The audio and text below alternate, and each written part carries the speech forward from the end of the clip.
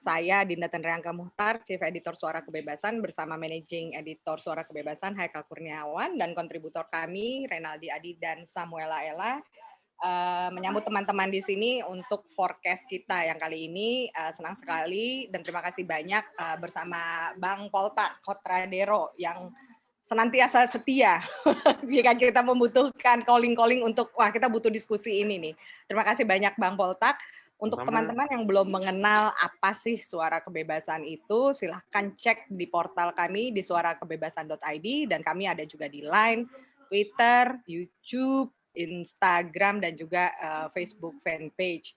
Pada dasarnya kami adalah aktivisme yang menyasar teman-teman muda di Indonesia yang ingin memperkenalkan dan mempromosikan gagasan kebebasan baik politik maupun ekonomi. Apa saja? Ya diantaranya kebebasan sipil dan juga mempertahankan dan melindungi hak-hak kepemilikan, mendorong kebebasan ekonomi dan pasar bebas, dan tentu juga penghargaan yang tinggi terhadap penegakan hukum dan HAM. Diskusi ini adalah salah satu kegiatan yang kami lakukan. Yang lainnya itu biasa kami dalam bentuk artikel-artikel yang bisa teman-teman lihat di suarakebebasan.id, dan juga kalau di Instagram biasa kita sharing juga nih soal tokoh-tokoh kebebasan atau konsep-konsep terkait gagasan libertarian. Jadi tak kenal maka tak sayang, makanya ini adalah salah satu kegiatan yang kami lakukan untuk memperkenalkan gagasan libertarian di Indonesia. Dan semoga diskusi ini bermanfaat. Saya tidak berpanjang-panjang, saya serahkan langsung ke Haikal Kurniawan, dan nanti akan ada rangkuman dari diskusi forecast ini di portal kami, plus juga nanti akan ada rekamannya di kanal YouTube kami, dan akan ada thread Twitternya di @bebas.id. Oke, saya serahkan langsung kepada Haikal. Selamat berdiskusi teman-teman dan salam kebebasan. Oke, terima kasih banyak Mbak Dinda tadi untuk sambutannya. Assalamualaikum warahmatullahi wabarakatuh. Selamat malam teman-teman semua. Terima kasih banyak sudah bersedia hadir dan meluangkan waktu di diskusi webinar Suara Kebebasan kita kali ini. Dan terima kasih juga khususnya ke Bang Poltak yang sudah bersedia kita ganggu waktu Jumat malam Sabtunya, Bang, menjadi pembicara di diskusi kita kali ini. Mungkin untuk teman-teman yang pertama kali datang, diskusi Forum Kebebasan ini merupakan diskusi rutin yang kita selenggarakan sebulan 2 kali atau setiap 2 minggu sekali. Diskusinya ini kita biasanya adakan offline dulu sebelum pada tahun 2019 ke belakang. Tapi gara-gara pandemi akhirnya kita semua pindah ke Zoom menjadi diskusi online. Oke, teman-teman, untuk tema diskusi kita malam ini kita kedatangan Bang Poltak Kotradero. Beliau merupakan Business Developer Manager ya Bang dari IDX. Dan kita akan berbincang-bincang mengenai prospek ekonomi recovery pasca pandemi COVID. Yang pasti teman-teman udah pada tahu semua, kita sampai sekarang COVID masih ada di Indonesia, dan bukan hanya sudah menyebabkan ribuan atau bahkan jutaan orang sakit, dan nggak sedikit juga yang sampai kehilangan nyawa, tapi juga sudah menghancurkan banyak sektor-sektor perekonomian, khususnya bergerak di bidang jasa ya. Orang-orang gara-gara pandemi jadi nggak bisa pergi atau nggak mau pergi, akhirnya kegiatan ekonomi jadi terhambat. Nah, berita bagusnya adalah Indonesia sudah masuk ke periode vaksinasi, khususnya untuk menanggulangi dampak pandemi ini. Tapi kan, kalaupun best case skenario-nya, kalau seandainya vaksinasi berhasil dan kita sudah punya imunitas, tapi kan bukan semerta-merta ekonomi langsung tiba-tiba gitu aja menjadi kembali seperti semula kan. Pasti ada banyak usaha yang harus kita upayakan gimana ekonomi kita supaya bisa recover at least seperti sebelum pandemi, atau mungkin semoga bisa lebih baik. Nah, untuk tema itu kita akan diskusi dengan Bang Poltak. Mungkin tanpa panjang lebar dipersilakan Bang Poltak untuk pemaparannya gimana kira-kira prospek ekonomi recovery khusus Indonesia Bang pasca COVID, dan kira-kira latar belakang kira-kira ekonomi sekarang kalau Bang Poltak nggak keberatan kira-kira gimana sih karena COVID, dan kira-kira prospek kedepannya kalau kita sudah berhasil mengalahkan COVID ini, prospek recovery gimana? Dipersilakan ke Bang Poltak. Oke, terima kasih Haikal. Selamat sore teman-teman sekalian, senang bisa hadir. Selamat sore Dinda, selamat sore semuanya lah ya. Jadi terima kasih atas undangannya sebagai pembicara pada kesempatan kali ini. memang boleh dikatakan apa yang terjadi sepanjang 2020 itu unprecedented, belum pernah terjadi, karena belum pernah terjadi, tapi terakhir kali orang punya pengalaman mengenai wabah yang bersifat global adalah 100 tahun yang lalu, ketika tahun 2018 terjadi pandemi Spanish flu dan membawa korban sampai 50 juta orang. Jadi kalau kita bandingkan antara terjadinya Spanish flu tahun 1918 dan dibandingkan pada waktu itu jumlah penduduk, maka sebenarnya apa yang kita alami saat ini di dunia itu sebenarnya masih lebih, nggak enak bilangnya yang lebih ringan, tapi ya kalau ada yang sampai menjadi korban ya pasti emang kenyataannya. Tapi kalau kita bandingkan secara angka-angka tersebut, angka terhadap angka, memang keadaan sekarang menjadi sebenarnya masih lebih baik dibandingkan Spanish flu. Tapi kembali lagi, ini juga membuktikan bahwa dunia saat ini mengalami dependensi, saling ketergantungan, dan buah dari globalisasi adalah orang semakin erat berhubungan satu sama lain. Jadi kalau zaman dulu 100 tahun yang lalu, zaman pandemi Spanish flu, orang bepergian dari satu tempat ke tempat lain paling naik kapal, naik pesawat belum sebanyak, dan ya masih pesawat juga pada saat itu masih primitif gitu. Jadi persebaran penyakit kalau sampai bisa korbannya sampai 50 juta orang itu pasti luar biasa. Nah, jadi pergerakan orang lebih lambat, kemudian juga jarak orang berinteraksi juga lebih lambat, tetapi hasilnya benar-benar mengerikan. Itu yang terjadi dengan Spanish flu. Nah, tahun 2020 kita berhadapan dengan pandemi yang kita tidak duga. Sebenarnya bukan nggak duga ya, Bill Gates juga selalu mengatakan bahwa hanya masalah waktu aja kok sampai terjadi pandemi. Nah, itu yang menjadi pelajaran penting. Kenapa? Karena sebenarnya sudah pernah ada peristiwa sebelumnya tahun 2002, 2003, yaitu SARS. Nah, jadi pada waktu SARS itu menyebar, itu pertama kali muncul itu ada di Guangdong, provinsi Guangdong di selatan China. Nah, ini adalah provinsi yang paling makmur karena tulang punggung China untuk ekspor. Nah, karena virus SARS tadi juga karena posisi Guangdong tadi sebagai pusat industri, maka sangat cepat juga menyebar ke Hong Kong, kemudian sampai dengan Singapura, Taiwan, dan lain-lainnya. Beijing juga sempat shutdown, sampai mengalami lockdown pada waktu SARS tadi. Cuman memang dengan tiba-tiba penyakit ini hilang. Jadi kalau orang sering bertanya ya, dulu SARS itu gimana sih ceritanya kok dari pandemi, dari penyakit lokal banyak dan tingkat kematiannya tinggi, tiba-tiba hilang gitu ya. Sampai sekarang misteri.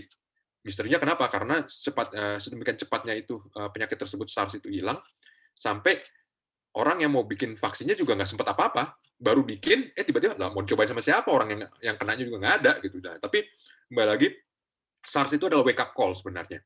Wake up call bahwa pandemi itu ada dan bisa terjadi. Wake up call kedua itu pada saat MERS, jadi Middle East, jadi flu onta. Nah, flu onta waktu itu saya juga sempat baca dan kemudian agak khawatir juga karena flu onta itu justru mulainya di Timur Tengah dan kemudian pada saat yang sama dekat dengan musim haji, di mana seluruh dunia orang datang berkumpul, jadi nggak ada social distancing ya, di satu tempat. Kalau misalnya terjadi transmisi penyakit ini, maka akan sangat cepat menyebar ke seluruh dunia. Tapi kembali lagi, MERS terjadi, tapi kok nggak ada impact ya? Nah, ini juga kembali lagi, apakah memang ada hal yang kita nggak tahu atau memang ini semata-mata keajaiban gitu. Nah, ini yang menjadi penting ketika Wuhan tiba-tiba mengalami lockdown dan sebelumnya juga ada kasus, dan kita melihat bahwa pemerintahan yang bersifat otoriter itu punya kecenderungan untuk menutup-nutupi. Nah, ini sebenarnya yang jadi inti masalah, menjadi lebih serius gitu. Jadi di sisi lain juga kasus pertama di Wuhan itu bulan Desember. Nah, sementara pemerintah lokal itu masih belum tahu apa yang terjadi dan tidak segera memberitahu kepada pemerintahan pusat, maka pada waktu tahun baru New Year 31 Desember, Januari, bahkan orang-orang dari Wuhan dan beberapa yang terekspos dari pasar yang sumbernya itu udah kemana-mana. Dan ini menjadi penting teman-teman karena kebetulan saya karena lagi nulis mengenai China, Wuhan itu posisi itu adalah hub transportasi di seluruh China. Jadi kalau mau ke timur, mau ke barat, mau ke selatan, mau ke timur, barat, selatan, utara, itu pasti akan hub kereta api cepat itu ada di Wuhan. Jadi itu yang membuat persebaran itu menjadi sangat cepat, dan karena tahun baru itu sudah mulai menyebar, kemudian pemerintah di China masih berusaha untuk menutupi, nah sehingga tidak melakukan tindakan preventif, maka sampai dengan bulan Januari. Tapi kita tahu bahwa habis itu keburu orang sudah kemana-mana, dan dari strain yang ada itu bisa dideteksi bahwa penyebaran korban pertama dari SARS-CoV-2 ini atau COVID ini ya pertama adanya di Thailand, kemudian ada juga di Australia, di Amerika, dan seterusnya. Oke, semua udah tahulah ceritanya mengenai itu. Dan kemudian dunia berhadapan dengan keadaan bahwa globalisasi harus mundur. Kenapa? Karena globalisasi ternyata juga membuat penyakit menjadi global. Ini yang belum pernah terjadi sebelumnya, dan ini yang menjadi lesson learned bagi semuanya, bahwa kita saat ini menikmati globalisasi, kita menikmati begitu mudahnya pergerakan ide, pergerakan barang, pergerakan modal, dan lain-lainnya. Tapi kita juga harus melihat bahwa pergerakan penyakit pun ikut di dalamnya. Kalau sebelumnya yang menjadi kekhawatiran terhadap globalisasi adalah pergerakan teror atau pergerakan terorisme atau tindak yang terkait dengan ideologi, maka kita berhadapan dengan bentuk penyebaran konsekuensi globalisasi yang kita belum pernah lihat sebelumnya, yaitu pergerakan penyakit. Dan ini menyebar dari interaksi manusia. Tentu menjadi kompleks, menjadi sangat rumit karena nggak ada yang pernah belajar, nggak pernah ada yang tahu harus bagaimana menghadapi ini.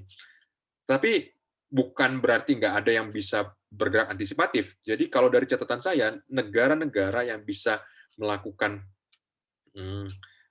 prevention atau pencegahan atau apapun itu terhadap COVID-19, itu adalah negara-negara yang dulu pernah mengalami SARS, wabah SARS. Jadi kita lihat ya, Taiwan misalnya, China, kemudian juga Singapura, mereka itu adalah negara-negara, mungkin sampai dengan derajat tertentu Korea juga, ya Korea Selatan, mereka adalah negara-negara yang dulu pernah menghadapi kasus SARS tahun 2003-2004, dan kemudian mereka belajar sesuatu dari situ. Nah, jadi kembali lagi, yang namanya bangsa atau negara itu selalu masing-masing punya kemampuan belajar. Dan kita harus akui bahwa negara-negara yang saya sebutkan tadi itu memang punya kemampuan belajar atas apa yang pernah terjadi pada mereka. Jadi mereka bisa lebih sigap lah, lebih cepat bereaksinya. Nah, tentu ada juga yang misalnya seperti Vietnam itu juga cepat melakukan antisipasi, tetapi memang kita nggak bisa begitu saja menyamakan gitu, karena Vietnam itu lebih pada kemampuan mereka untuk melakukan penutupan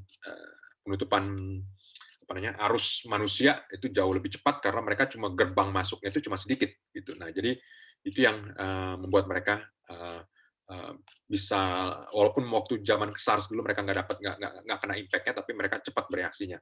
Dan memang selalu jadi pertanyaan, apa iya hanya pemerintahan yang otoriter yang bisa menghandle COVID? Ya, China selalu mengatakan seperti itu. Kita sosialis, bukti kesuksesan sosialisme adalah kita bisa mengendalikan wabah COVID ini, dan ini jadi pameran, jadi dipamerkan bahwa Anda boleh terserah mengatakan bahwa Anda boleh punya kebebasan dan lain-lain, tetapi kalau misalnya dihadapkan dengan penyakit, ya coba lihat aja, bisa efektif apa enggak untuk meredam penyakit? Kan enggak. Apa gunanya? Nah, jadi ini yang menjadi showcase. Jadi eh, bahwa China itu sukses meredam COVID itu selalu menjadi showcase bagi negara-negara, terutama negara-negara berkembang, bahwa ini adalah cara yang seharusnya ditempuh dalam mengendalikan pandemi. Yang sering luput adalah apa iya cuman itu caranya? Kan enggak. Kenapa saya katakan seperti itu? Karena ada Taiwan yang juga jumlah penduduknya cukup besar. Saya nggak bilang bahwa itu Taiwan sebesar Hong Kong atau sebesar Singapura. Taiwan itu jumlah penduduknya cukup besar, mereka demokrasi, dan mereka juga punya kemampuan untuk mengendalikan wabah ini dengan segera. Jadi kalau ada klaim bahwa yang bisa melakukan pengendalian wabah ini adalah semata-mata ideologi sentralistik, rasanya sih enggak. Jadi memang harus dipandang secara objektif itu. Dan kita juga punya contoh seperti Korea misalnya, yang memang juga demokratik, kemudian juga melakukan pengendalian dengan cukup baik gitu. Jadi kalau Singapura ya itu memang otoriter lah, pura-pura aja mereka punya pemilu gitu. Tapi jangan ditulis karena ya maksudnya terlalu kecil lah. Singapura itu dibandingkan Jakarta aja masih banyakkan penduduk Jakarta gitu. Jadi jangan bandingin, saya nggak pernah memandang Singapura itu seperti sebuah negara yang utuh gitu, karena balik lagi skalanya terlalu kecil untuk bandingkan, sama dengan Hong Kong juga gitu. Nah, kompleksitasnya jauh lebih rendah lah. Nah, tapi kembali lagi itu yang jadi pertanyaan. Jadi ide mengenai kebebasan ini memang sekarang lagi dapat ujian yang sangat berat. Apa yang dipilih? Kesehatan masyarakat atau kebebasan orang bergerak, kebebasan orang berpendapat, termasuk kalau misalnya orang itu percaya bahwa vaksin itu adalah konspirasi, atau itu vaksin itu adalah jahat misalnya gitu, atau itu adalah alat untuk memanipulasi masyarakat dan lainnya. Jadi kebebasan itu memang hanya akan bisa tumbuh kalau dia diuji waktu demi waktu. Dan tahun 2020 ini adalah ujian. Apakah kita sudah lewat ujiannya? Belum. Ujiannya masih tetap berjalan. Tetapi saya melihat bahwa ada human ingenuity yang muncul dari kebebasan. Contoh misalnya adalah dalam ekonomi tahun 2020 kemarin misalnya mulai ada gambaran bahwa ternyata manusia bisa mengantisipasi berbagai hal yang sebelumnya tidak terbayangkan. Jadi pada tahun 2020 internet itu menjadi platform yang bisa menggantikan manusia, bisa sangat membantu manusia. Sesuatu yang sebelumnya terpikirkan bahwa orang harus pergi ke kantor, mengerjakan sesuatunya dari kantor, sekarang ternyata bisa dari mana aja. Ada tekanan sangat besar untuk bisa mengubah perilaku, untuk melakukan efisiensi, untuk mempertahankan produktivitas. Produktivitas pasti turun, ya pasti turun. Tetapi ada cara untuk mengantisipasi seperti itu. Teman-teman bisa bayangkan kalau misalnya tahun 2000 wabah seperti COVID-19 ini muncul, taruh kata misalnya tahun 2005 atau tahun 2010 misalnya, ketika nggak ada Gojek, nggak ada Grab, nggak ada GoFood, nggak ada Tokopedia, nggak ada, bisa dibayangkan kan bagaimana kita akan menyesuaikan diri, alatnya nggak ada. Saat ini jelas bahwa dampak ekonomi dari COVID itu berat, tetapi juga terbuktikan bahwa human ingenuity ya dari kebebasan manusia untuk berusaha, berikhtiar, mencari jalan, menyelesaikan masalah, mengatasi masalah juga diuji di sini dan kita melihat hasilnya. Jadi kita melihat bahwa misalnya seperti sekarang ini orang nggak bisa keluar rumah, ya bukan nggak bisa keluar rumah, tetapi harus lebih hati-hati. Tetapi kita lihat juga di sisi lain juga ada orang memang kelas masyarakat yang kemudian melayani semua yang kita butuhkan. Kita nggak perlu keluar rumah, nggak apa-apa. Ada orang yang mau bersedia untuk belanja, bayarnya juga secara digital. Digital payment itu juga sangat berkembang. Kemudian satu hal yang juga saya pelajari dari peristiwa di Wuhan adalah selama Wuhan mengalami lockdown selama 76 hari, teman-teman bisa bayangkan 76 hari, ternyata aktivitas perbankan itu nggak ada yang berhenti. Semua perbankan jalan. Berarti yang selama ini kita percaya bahwa bank itu adalah kegiatan menyimpan uang atau menarik kredit dan kita harus berinteraksi secara fisikal, ternyata bisa terbantahkan. Bank bisa jalan. walaupun orangnya nggak harus bertatap muka.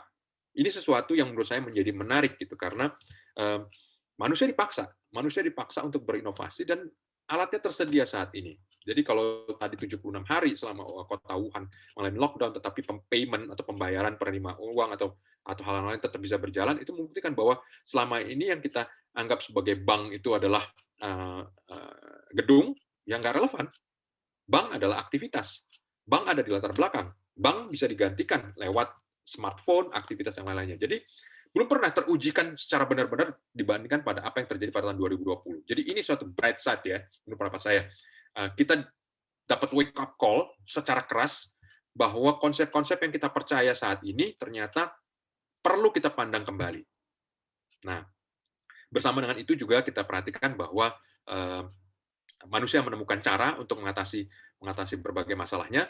Jadi kita juga melihat bahwa pada awal pandemi misalnya orang rame-rame orang mengalami panik seperti biasa. Panik kemudian habis itu rebutan. Ya kalau di Amerika negara-negara maju mereka rebutan toilet paper gitu. Ya biasalah mereka nggak bisa hidup dengan itu ya. Nah, kalau kita juga sempat ngalamin kan nyari masker kan. Nyari masker, wah rebutan sampai nggak ada. Nah, ketika sampai harga masker tuh mahal sekali ya. Tetapi kita melihat bahwa dengan harga masker yang mahal, orang jadi terpikirkan untuk bikin masker. Oh ini kalau saya bisa nyuplai masker, maka saya akan dapat manfaat, saya akan dapat keuntungan secara moneter. Mereka akhirnya menerapkan realokasi dari sumber-sumber yang mereka miliki untuk membuat masker yang semakin banyak, kalau bisa semakin baik, dan berusaha secepat mungkin masuk ke pasar. Dan apa yang terjadi dengan itu? Yang kita lihat adalah kelangkaan masker itu cuma skala bulan. Habis itu yang terjadi apa? Berkelimpahan. Sekarang ada nggak sih orang yang kesulitan untuk cari masker? Surgical masker? Nggak sulit. Sekarang malah mau yang mana? Mau N95 ada, mau KN95 ada, mau masker yang kain juga ada, mau motifnya seperti apa ada semuanya. Nggak ada kelangkaan masker. Nah ini bentuk human ingenuity bahwa dalam tekanan, dalam keadaan adverse, dalam keadaan yang sulit, manusia selalu punya cara untuk menyelesaikan hal tersebut. Dan ini semua terjadi berkat mekanisme pasar. Jadi kita bayangkan kalau dulu ya misalnya masker jadi langka dan kemudian habis itu pemerintah pakai tangan besi. Pokoknya semua yang numpuk masker disita. Ada yang mau produksi apa enggak? Enggak ada. Karena apa? Resikonya jadi terlalu tinggi. Apalagi namanya disita kan. Nah, tapi kan itu tidak diambil, angka itu tidak dilakukan. Bahwa kemudian harga masker yang tinggi itu mendorong orang untuk melakukan realokasi, memproduksi masker dengan berbagai cara dan lainnya. Itu yang membuat kebutuhan akan masker jadi terpenuhi. Nah, ini yang kenapa bagi kita yang menjunjung tinggi kebebasan, ini adalah suatu hal yang membuktikan bahwa kebebasan itu punya buah, yaitu human ingenuity, inisiatif manusia itu akan muncul. Nah, tentu tadi ya saya katakan bahwa kemudian dengan pandemi begini ada kesadaran bahwa unicorn yang selama ini selalu dipandang mempekerjakan manusia secara tidak gig ekonomi atau pekerja-pekerja gig tadi, ternyata itu penyelamat kita semua, membuat kita mampu melakukan apa yang sebelumnya kita tidak bisa lakukan pada keadaan pandemi. Di sisi lain memang kita punya masalah mengenai bagaimana government atau pemerintah itu harus bereaksi. Ini yang memang menjadi sulit bagi prinsip-prinsip kebebasan, karena di satu sisi manusia berhadapan dengan ancaman yang sangat serius terkait dengan kesehatan, terkait dengan nyawa. Nah, di sisi lain kita juga akan pada pertanyaan, lalu kebebasannya gimana? Apakah boleh kebebasan dikorbankan dulu lah untuk demi ini? Nah, itu kan selalu jadi dilematis bagi kita. Tetapi saya selalu percaya bahwa pemerintah itu, ini mungkin emphasis penekanan pada sesuatu yang agak fundamental ya. Saya percaya bahwa pemerintah itu nggak bisa belajar. Pemerintah apapun itu nggak bisa belajar. Kenapa? Karena yang bisa belajar itu hanya manusia. Yang bisa belajar hanya manusia, dan akan sangat tergantung pada insentifnya, Nah, kalau saya belajar, saya dapat apa? Kalau saya nggak belajar, saya nggak dapat apa? Kalau saya nggak belajar, saya dapat apa gitu. Jadi selalu akan seperti itu. Maka kita lihat bahwa orang-orang yang menjalankan tugas sebagai pemerintahan, itulah sebenarnya kuncinya. Kunci bagaimana menangani pandemi ini. Kalau misalnya itu diserahkan pada para birokrat, maka kita end up dengan tadi birokrat yang mahal. Dan birokrat dengan mudah bisa mengatakan, oke, kita butuh sekian, kemudian habis itu terserah dari mana cari duitnya, bahwa kemudian habis itu jadinya dicetak uang sampai banyak, ya memang kita nggak punya pilihan. Tapi itulah harga yang harus kita bayar. Ketika kita harus menyerahkan sebagian dari kebebasan kita, menunda sebagian dari kebebasan kita terkait dengan aktivitas ekonomi, memang punya ancaman jelas. Tetapi di sisi lain kita juga melihat bahwa selain tadi mekanisme ekonomi itu juga membuat manusia juga mencari jalan dan kemudian membuat solusi, dan kemudian dari kepentingan pribadinya ingin dapat untung, tapi yang dapat manfaat ternyata adalah masyarakat luas, seperti tadi ya. Kalau misalnya di banyak negara, saya nggak tahu di Indonesia apa enggak ya, mungkin seharusnya sih di Indonesia juga bisa. Jadi pada waktu pandemi, ketika pertemuan orang semakin rendah, ketika aktivitas pariwisata juga semakin rendah, ketika pertemuan sosial juga makin rendah, konsumsi alkohol jadi turun. Tapi apa yang dilakukan oleh pabrik alkohol? Yang pabrik alkohol lakukan adalah mereka bikin hand sanitizer. Nah, jadi ini sebuah bentuk human ingenuity yang bersifat volunteer. Jadi mereka melihat bahwa oke, kita punya masalah, bagaimana kita handle, kita punya peluang. Dari setiap masalah selalu ada peluang. Setiap masalah ada peluang. Setiap masalah ada peluang. Itu yang selalu muncul, dan itu yang membuat hidup kita menjadi lebih baik. Nah, jadi kembali lagi, ini kita masih akan melewati ujian ini. Kalau tadi saya menyebutkan bahwa human ingenuity itu juga yang membuat kita menemukan cara-cara untuk menyelesaikan masalah, kita juga melihat buktinya bahwa vaksin-vaksin yang ada sudah cukup banyak, itu sudah mulai diproduksi. Hampir semuanya boleh dikatakan itu dikerjakan oleh lembaga-lembaga private. AstraZeneca itu perusahaan farmasi. Pfizer perusahaan farmasi. Mereka for profit. Siapa lagi? Johnson & Johnson sebentar lagi, Novavax, kemudian Sinovac itu perusahaan umum. Sinopharm juga perusahaan umum. Mungkin yang bukan itu cuma vaksin buatan Rusia ya, yang Gamaleya itu institut. Jadi kebanyakan solusi kita itu justru datangnya dari perusahaan-perusahaan private. Yang selalu jadi pertanyaan adalah mereka melakukan itu untuk apa sih? Untuk laba, untuk dapat keuntungan, menyediakan menyediakan apa yang dibutuhkan orang. Mereka hidup dari bagaimana menyediakan ini, melayani, dan mereka ingin bahwa ini secepat-cepatnya. Dan berbagai riset yang dilakukan terhadap vaksin itu kebanyakan juga hampir semua, bukan nggak hampir semua, tapi kebanyakan dilakukan oleh lembaga-lembaga for profit. Dan ini yang baik. Kenapa? Karena lembaga-lembaga for profit ini atau lembaga-lembaga yang berorientasi laba ini juga tahu bahwa kalau mereka terlambat masuk ke pasar, maka segala hal yang mereka kerjakan untuk menciptakan vaksin ini juga akan sia-sia, terbuang. Maka saat ini ada lebih dari 100 lembaga ya untuk melakukan vaksin. Mereka semuanya punya insentif untuk segera sampai ke pasar, untuk segera produknya jadi, untuk segera melewati tes, kemudian lewat uji klinis dan lulus uji klinis supaya bisa sampai ke pasar. Jadi kalau kita lihat sekarang ini, cara bagaimana untuk bisa manusia mengatasi masalahnya ternyata bukan lewat command and control, bukan lewat perintah ataupun penugasan, enggak, lewat kompetisi. Inilah spirit yang juga menjadi penting bagi kebebasan, karena kita bebas, tetapi kembali lagi kebebasan kita itu juga harus bersifat non-monopol, tidak didominasi oleh satu pihak. Apa terjemahan dari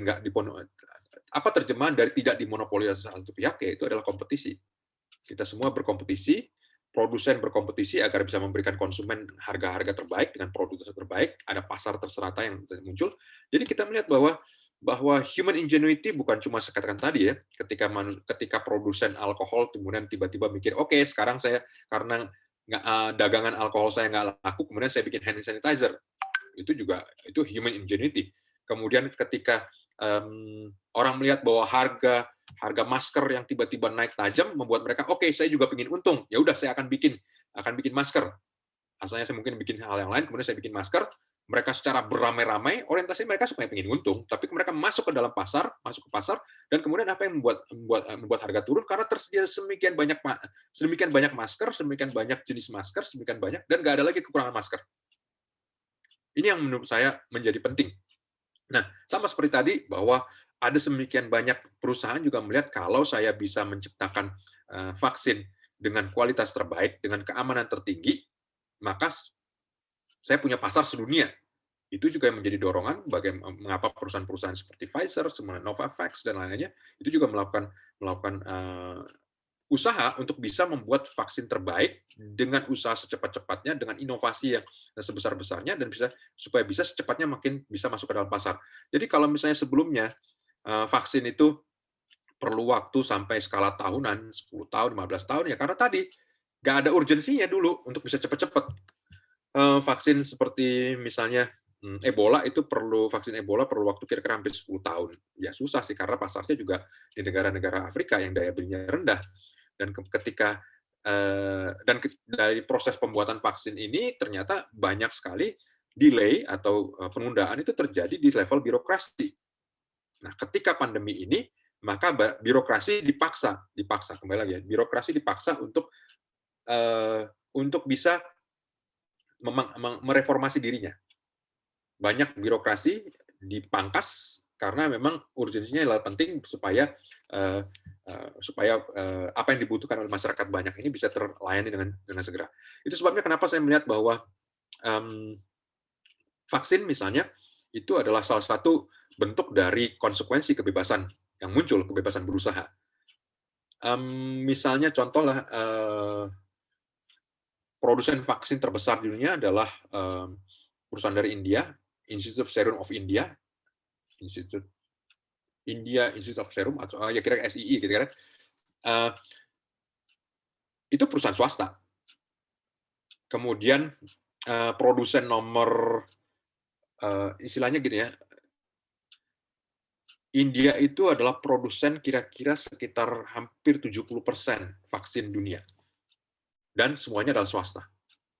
Jadi kalau kemudian kemarin itu Modi mengatakan bahwa oke, kita akan siap untuk membantu dan kemudian melakukan langkah untuk membebaskan perusahaan-perusahaan India untuk melakukan ekspor atas vaksin, itu juga suatu strategi yang juga ikut menolong dunia secara umum, karena di satu sisi juga dunia membutuhkan vaksin segera, vaksin COVID, dan kemudian di sisi lain juga ada kapasitas produksinya. Jadi kembali lagi, saya melihat bahwa ada beberapa benefit, ada suatu konsekuensi dari kebebasan yang juga berdampak pada ekonomi, dan ketersediaan atas sesuatu yang sebelumnya sangat langka atau perlu progres yang sangat sulit. Nah, kembali lagi yang tadi Haikal dan Dinda sampaikan bahwa kedepannya bagaimana? Memang tahun 2020 bagi Indonesia adalah untuk pertama kalinya Indonesia mengalami resesi kembali. Setelah resesi terakhir adalah terjadi tahun 1998, jadi istilahnya satu generasi berlalu sampai Indonesia mengalami resesi kembali. Tapi Indonesia nggak sendirian, hampir negara-negara major utama di dunia juga mengalami hal sama karena terkait dengan pandemi. Bagaimana dengan tahun 2021 ini? Pertama, kuartal pertama pasti masih akan berat. Maksudnya beratnya kenapa? Karena dalam makroekonomi, cara untuk menghitung pertumbuhan ekonomi itu selalu akan berdasarkan pada posisi 1 tahun yang lalu.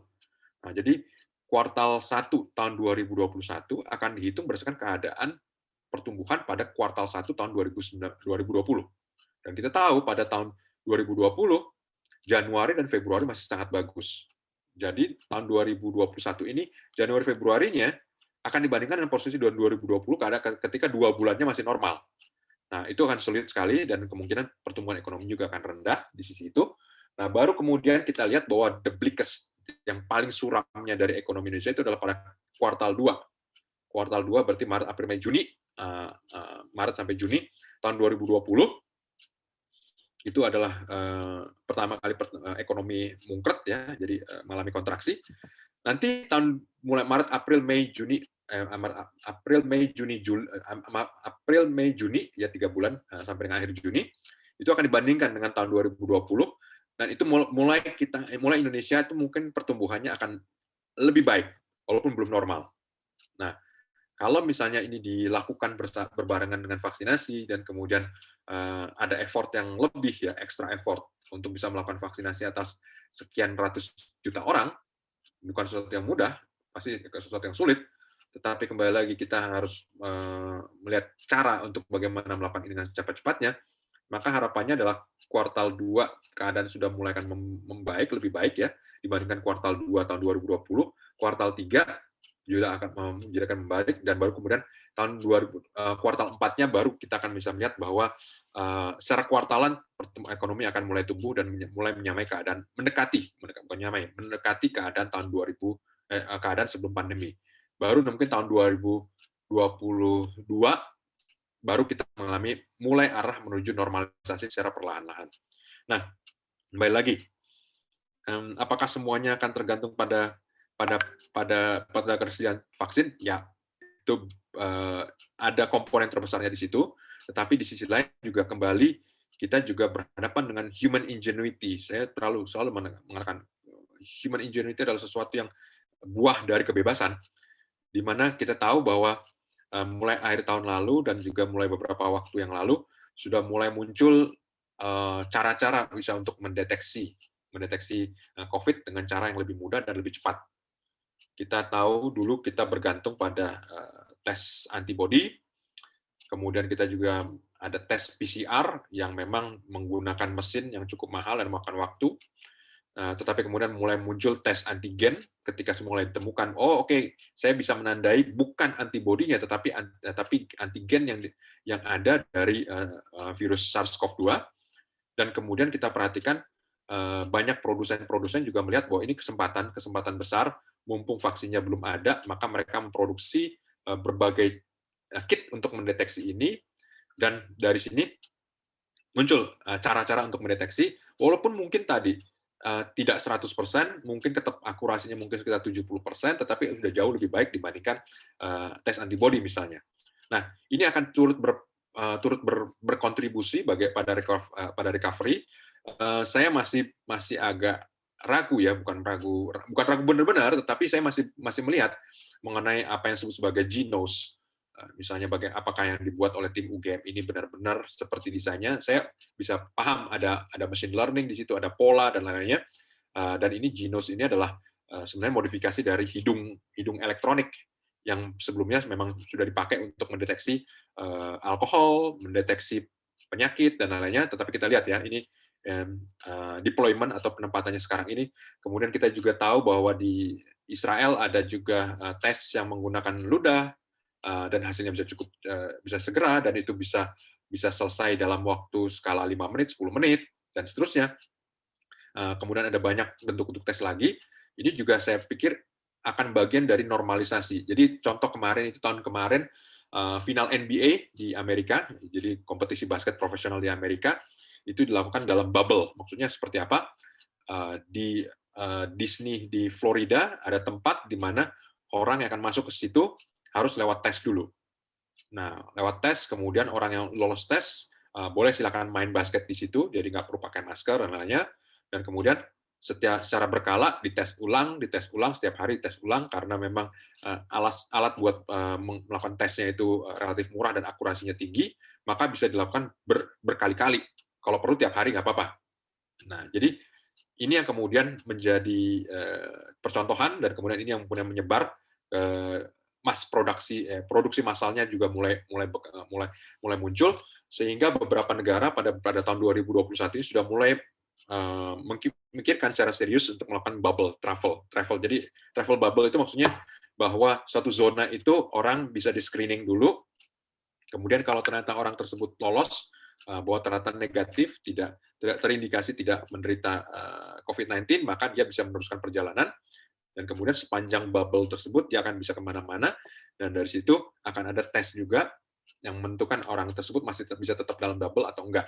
Nah, jadi kembali lagi, tes itu juga menurut pendapat saya juga satu bentuk human ingenuity, bagaimana orang melihat kelangkaan atas tes, mendorong inovasi, dan kemudian membuat produksi yang lebih murah, bisa diproduksi lebih massal, dan itu tersedia, kalau perlu ya tiap orang bisa melakukan tes sendiri-sendiri. Gitu. Jadi ini suatu yang saya katakan bahwa kompetisi itu melahirkan inovasi, dan inovasi itu ternyata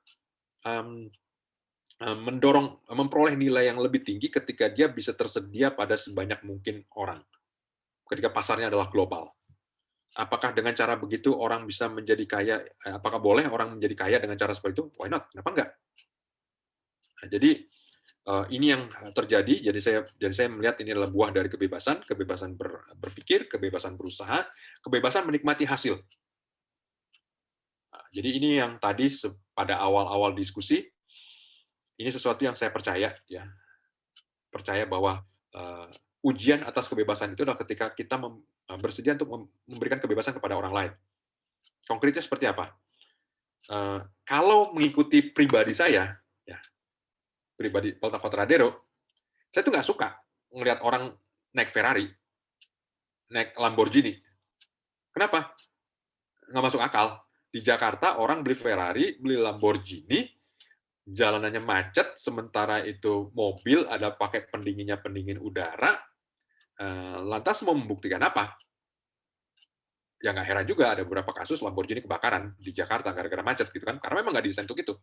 Tetapi saya juga punya kesadaran bahwa saya tidak bisa melarang orang untuk menggunakan duitnya buat beli Lamborghini kalau memang dia maunya itu gitu.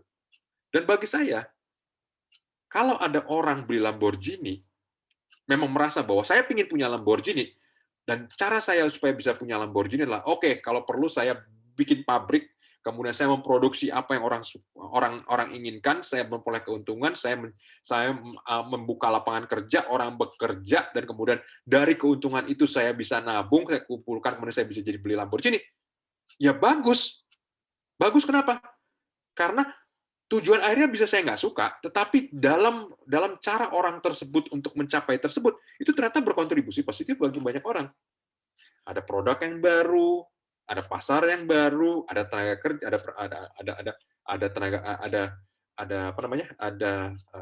ada lapangan kerja yang baru, ada sumber pajak yang baru, dan lain-lainnya. Gitu. Jadi memelihara kebebasan itu adalah dengan memberikannya kepada orang lain. Itu yang sulit, tetapi harus kita lakukan. Nah, buahnya apa? Buahnya yang tadi, bahwa ketika orang ingin, saya ingin jadi kaya, tapi lewat caranya dengan cara saya menyediakan sesuatu yang sangat dibutuhkan oleh masyarakat, itu yang menolong kita semua. Itu yang membuat kenapa peralatan tes bisa muncul, kenapa harganya semakin murah, kenapa vaksin semakin banyak, dan kemudian orang semakin banyak produsen vaksin akan berusaha untuk, kalau perlu membanjiri pasar lah istilahnya, itu yang akan menyelamatkan kita. Nah, jadi kembali lagi kalau misalnya ukuran dalam tahun 2020 memang kebebasan itu diuji melewati ujian yang sangat keras, maka tahun 2021 ini kita mulai akan melihat buah dari adanya kebebasan, yaitu mulai munculnya produk yang mengantisipasi kebutuhan, mulai munculnya fleksibilitas manusia, seperti tadi ya, misalnya sebelumnya orang berpikir bahwa bekerja itu harus seperti ini, ternyata ada cara-cara baru untuk bekerja, ada cara baru untuk berusaha, ada cara baru untuk memasarkan, ada cara baru untuk menghasilkan produk baru, dan seterusnya. Jadi ujian itu memang belum selesai, tetapi hasilnya sudah mulai terlihat. Nah, tentu teman-teman akan bertanya, ekonomi Indonesia seperti apa? Tadi saya katakan bahwa mungkin Q1 mungkin akan masih jelek, Q2 agak bagus, Q3 mulai menuju normalisasi, Q4 masih masih oke lah. Kalau semuanya tergantung pada ikhtiar kita untuk melakukan pencegahan. Pencegahan bisa macam-macam ya. Pencegahan terhadap penyakit, apakah bisa lewat vaksinasi, kemudian apakah kita lebih banyak melakukan tes, tapi yang lebih penting adalah tesnya yang murah dan akurat tersedia apa enggak gitu. Nah, itu yang menjadi penting. Dan di sini ada muncul inovasi, ada antigen tes yang bisa hasilnya cepat, dalam waktu 10 menit sudah selesai dan akurasinya cukup tinggi, 70%. Ya kalau Anda nggak percaya bahwa hasilnya adalah seperti yang tercantum pada tes antigennya, ya udah 2 kali aja ngetes pakai merek yang berbeda. Jadi kalau misalnya secara statistik kan kalau misalnya akurasinya 70%, kemudian kita pakai, kemudian dari hasil tersebut ternyata 70%, kemudian kita menggunakan produk yang lain juga akurasi 70%, maka setidaknya kita ada 2 saringan. Kalau memang ternyata kita negatif dan negatif, ya udah benar memang kita negatif. Tapi memang ternyata positif kemudian ternyata negatif, ya positif dengan positif ya memang kita positif gitu. Jadi ada dua saringan seperti itu. Dan kemudian baru dari situ kita mungkin ada last resort-nya mungkin baru PCR. Kalau misalnya kemudian saya katakan bahwa ketika tes ini tersedia lebih banyak, lebih murah, lebih terjangkau, saya melihat ada beberapa sih yang sudah mulai dijual di Tokopedia yang istilahnya orang bisa self-service, melakukan tes sendiri, dan kemudian bisa menyesuaikan dengan jadwalnya sendiri dan lain-lainnya. Ini saya pikir ada sesuatu yang bisa mendorong ke depannya. Nah, di sisi lain tentu akan jadi pertanyaan juga, dan ini selalu yang sesuatu menjadi passion saya. Dan ini saya selalu pada posisi bahwa diperlukan kompetisi, spirit saya selalu sama. Diperlukan kompetisi bagi apapun yang diselenggarakan oleh pemerintah, itu yang mendorong saya untuk melihat bahwa kalau misalnya semuanya diserahkan pada pemerintah untuk melakukan vaksinasi, maka kita nggak akan punya pilihan. Kita nggak akan pernah tahu apakah yang dikerjakan optimal atau enggak, kita nggak pernah tahu siapa yang di duluan, siapa yang belakangan, kita tidak bisa mengawasi siapa yang beneran disuntik, apa siapa yang jadi joki terhadap siapapun, maka diperlukan, dalam pandangan saya, ya supaya benar-benar kebebasan itu muncul dan punya makna, maka diperlukan kompetisi terhadap apa yang dilakukan pemerintah. Itu sebabnya kenapa saya selalu mengusung bahwa vaksinasi secara mandiri, vaksinasi secara apapun, ya saya nggak suka pakai istilah gotong royong, tapi vaksinasi secara mandiri harus menjadi opsi supaya ada kontrol terhadap apa yang dilakukan oleh pemerintah. Nah, mungkin teman-teman juga akan bertanya, kok sampai segitunya? Ya sama seperti kita lihat. Dalam sehari-hari ada rumah sakit swasta, ada rumah sakit pemerintah, ada sekolah swasta, ada sekolah pemerintah, sekolah negeri misalnya. Ya, kalau memang bagi masyarakat tertentu bahwa sekolah negeri dianggap cukup, nggak apa-apa, fine. Silakan. Saya kebetulan waktu SD sekolah swasta, kemudian waktu SMP sekolah negeri, SMA juga sekolah negeri, kuliah juga sekolah negeri. Fine. Tapi istri saya dari SD, SMP, SMA selalu di swasta, baru kemudian waktu kuliah di negeri gitu. Jadi semakin ada ketersediaan pilihan itu semakin baik. Dan itu sebabnya kenapa saya melihat bahwa pemerintah pendekatan secara sentralistik dalam hal ini kita terkait vaksinasi juga perlu memerlukan imbangannya. Imbangannya itu tadi bahwa memang perlu diberikan ruang bagi swasta untuk melakukan vaksinasi. Apakah ada demand-nya? Ada demand-nya. Demand-nya di mana? Level perusahaan. Jadi, level perusahaan, berbagai tempat kerja itu akan selalu memandang bahwa staff atau pekerja mereka itu adalah aset. Dan kalau mereka ingin supaya perusahaannya tetap berfungsi secara optimal, maka mereka akan berusaha untuk melindungi aset mereka. Bagaimana cara melindungi aset mereka? Dengan segala cara. Makanya kita lihat, maksudnya banyak perusahaan misalnya melindungi karyawannya dengan cara memberikan coveran asuransi kesehatan, asuransi kecelakaan, asuransi perjalanan, you name it, banyak cara. Dikasih fasilitas kerja dan lainnya. Tujuannya adalah supaya karyawannya produktif, dengan produktif tersebut maka bisnisnya bisa berjalan lancar. Nah, sekarang kalau misalnya sebuah perusahaan ingin supaya usahanya berjalan lancar, dan kemudian mereka melihat bahwa hambatan untuk bisa berjalan lancar itu adalah ketidaktersediaannya perlindungan lewat vaksinasi, ya berikan mereka jalan untuk bisa melakukan supaya mereka bisa melakukan perlindungan terhadap karyawan mereka. Kalau memang itu dengan cara tersebut bisa tercapai, dan kalau misalnya lewat cara itu, kalaupun harus membayar, semua perusahaan juga punya resources untuk itu, untuk membayar. Ya buktinya ya asuransi kesehatan yang mereka bayar kok. Jadi ini yang saya lihat bahwa pilihan itu harus tetap tersedia, termasuk juga dalam hal ini vaksinasi. Dan saya percaya bahwa semakin cepat, semakin banyak pilihan yang tersedia, dan semakin banyak ruang bagi manusia, bagi perusahaan korporasi untuk bisa melakukan vaksinasi, karyawan dan mungkin dan beserta keluarganya, ya sama lah seperti saya katakan tadi. Yang namanya perusahaan kan bukan cuma melindungi, bukan cuma memberikan asuransi kesehatan bagi karyawannya, tapi juga keluarganya. Kenapa enggak ya, bersekaligus juga berarti dengan keluarganya, maka itu akan bisa mempercepat lebih banyaknya perusahaan untuk bisa melakukan akselerasi atas program vaksinasi nasional. Dan ini yang menjadi value bagi saya, bahwa perlu ada kontrol terhadap pemerintah, perlu ada imbangannya, perlu ada kompetisi terhadap pemerintah, di mana ada alternatif yang bisa terlihat, dan ada alternatif yang cukup visible, yang viable ya di dalam situ, yang bisa menjadi pilihan, dan pilihan tersebut adalah konsekuensi ekonomis yang ada pertimbangannya. Nah, jadi ini yang saya percaya, bahwa kalau misalnya saluran ini tetap dibuka, maka di satu sisi ada pilihan bagi konsumen, dalam hal ini adalah kita sebagai warga negara. Kalau misalnya perusahaan itu, kita tahu banyak perusahaan pasti saling berkompetisi, ya. Perusahaan mungkin di bidang yang sama, A lawan B, lawan C, lawan D, pasti akan selalu dinilai siapa yang paling menghargai karyawannya, siapa yang paling menghargai asetnya, aset dalam ini karyawan, produktivitas dan lainnya, dan siapa yang berani, yang bersedia untuk memberikan harga yang pantas dalam hal memberikan tadi perlindungan, itu akan lebih diminati, dan perusahaan demikian akan bisa lebih kompetitif terhadap pesaing-pesaingnya. Itu yang dalam pandangan saya adalah mekanisme pasar yang mendorong supaya perusahaan-perusahaan ini semakin berlomba-lomba untuk melindungi karyawannya. Dengan cara apa? Vaksinasi. Berapa sih biaya vaksinasi? Juta. Oke, fine, 1 juta. Ya kalau memang ternyata produktivitas karyawan tersebut lebih dari 1 juta, adalah perusahaan bodoh yang nggak melakukan hal itu. Kalau misalnya ternyata vaksinasi karyawan dan keluarganya juga lebih dari mungkin harganya juga, ya produktivitasnya kalau memang lebih tinggi pasti akan dikerjakan oleh perusahaan tersebut. Dan perusahaan yang tidak mengerjakannya akan salah kalah bersaing dengan perusahaan lain yang mengerjakannya. Nah, jadi di sini saya melihat bahwa mekanisme pasar itu selalu ada dan harus tetap dipelihara. Dengan terpeliharanya mekanisme pasar, kita memperoleh manfaat bersama-sama.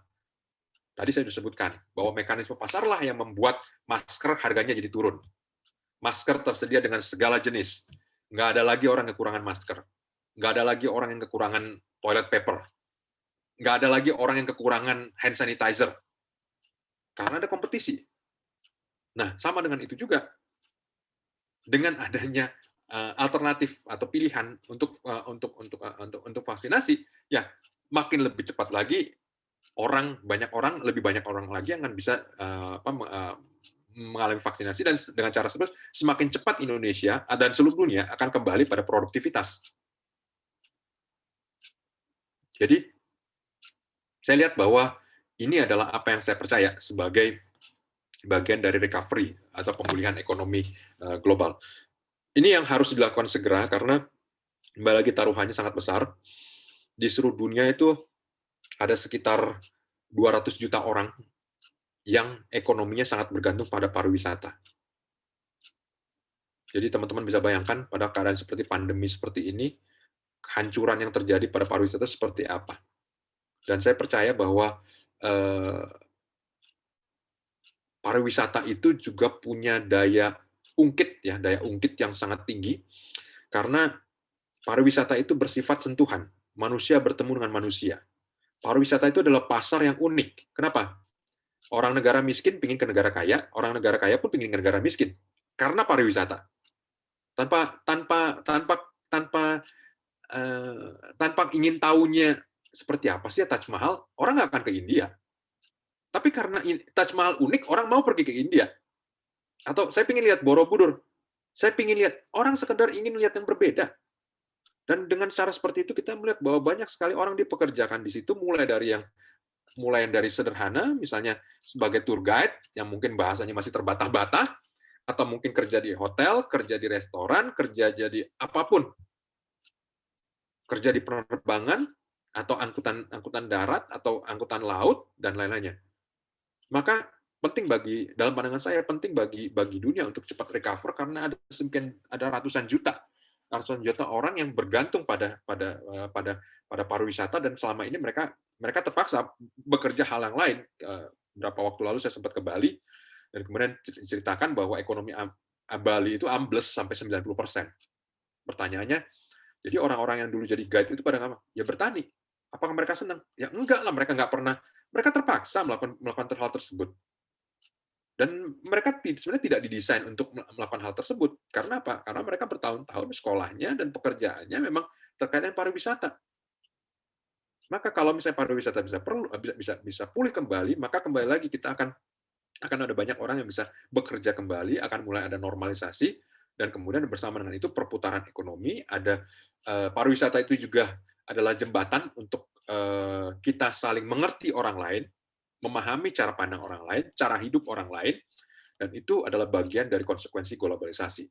Jadi kembali lagi, saya sangat berharap bahwa, ya tentu bukan cuma saya, tapi harapan kita semua, bahwa dunia akan cepat pulih, mudah-mudahan ya, bagi banyak negara, termasuk seperti Indonesia. Saya merasa bahwa memvaksinasi 100 juta yang pertama itu adalah yang paling mudah. Kenapa? Ya tadi, orang yang tinggal di kota, kemudian orang yang tinggal di kota, kemudian habis itu contoh seperti Jakarta misalnya. Oke, memvaksinasi Jakarta harusnya sih nggak susah. Ya buktinya, gambarnya kira-kira begini. Jakarta itu masih lebih banyak penduduknya daripada Israel. Kalau Israel saat ini sudah bisa memvaksinasi sampai 76% dari warganya, masa sih Jakarta nggak bisa? Bahwa luas Jakarta itu lebih kecil daripada Israel, itu juga satu hal lain, gitu kan?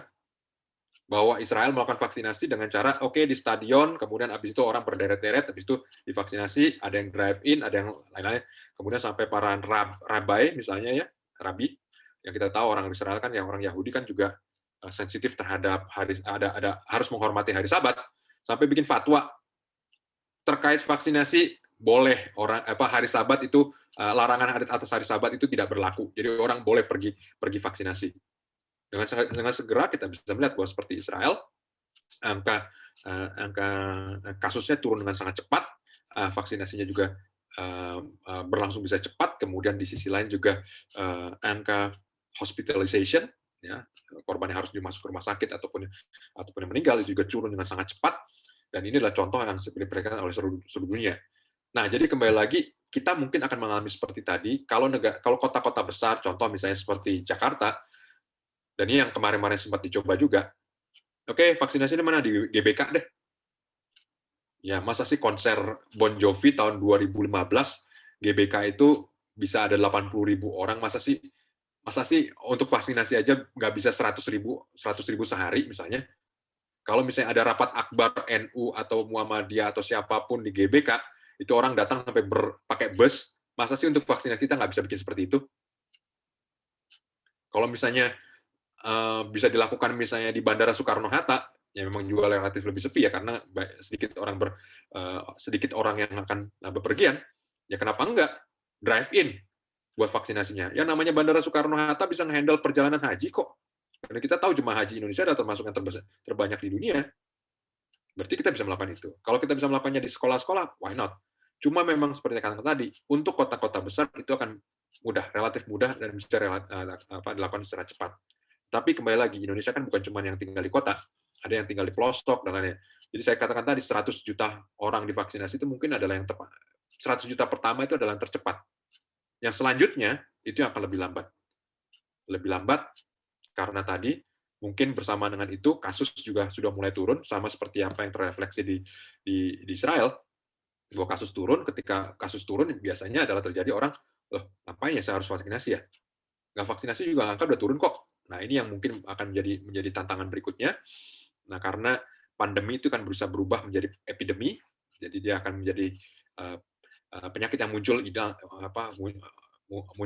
muncul hilang secara scattered, secara sporadis. Nah, tetapi kembali lagi ini yang kita harapkan bahwa normalisasi ekonomi, aktivitas manusia, pertemuan dan kontak manusia satu demi satu, kontak pertemuan manusia, saling, kita sebagai manusia memang makhluk sosial, itu bisa kembali melakukan normalisasi.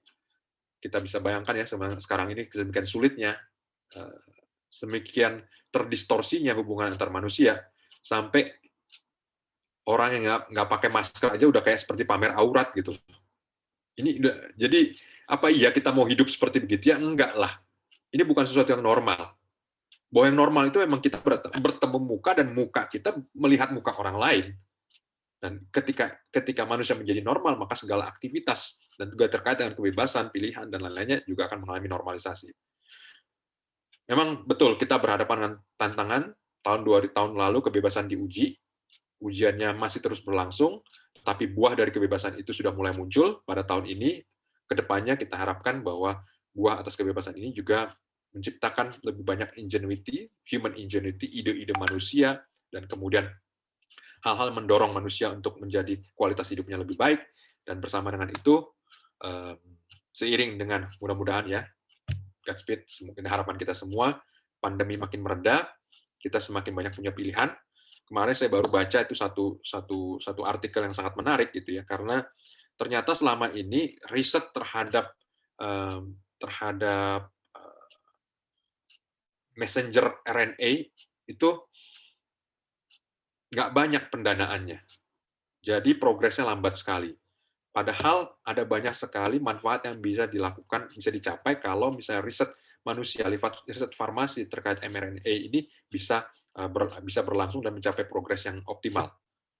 Nah, berkat pandemi ini, maka riset penelitian terhadap mRNA itu ternyata menjadi sangat cepat, menjadi nggak ada batasnya. Jadi mau berapapun dapat funding seberapapun, dan beberapa ilmuwan sudah melihat bahwa riset terhadap messenger RNA ini akan mungkin bisa menghasilkan suatu saat vaksin universal.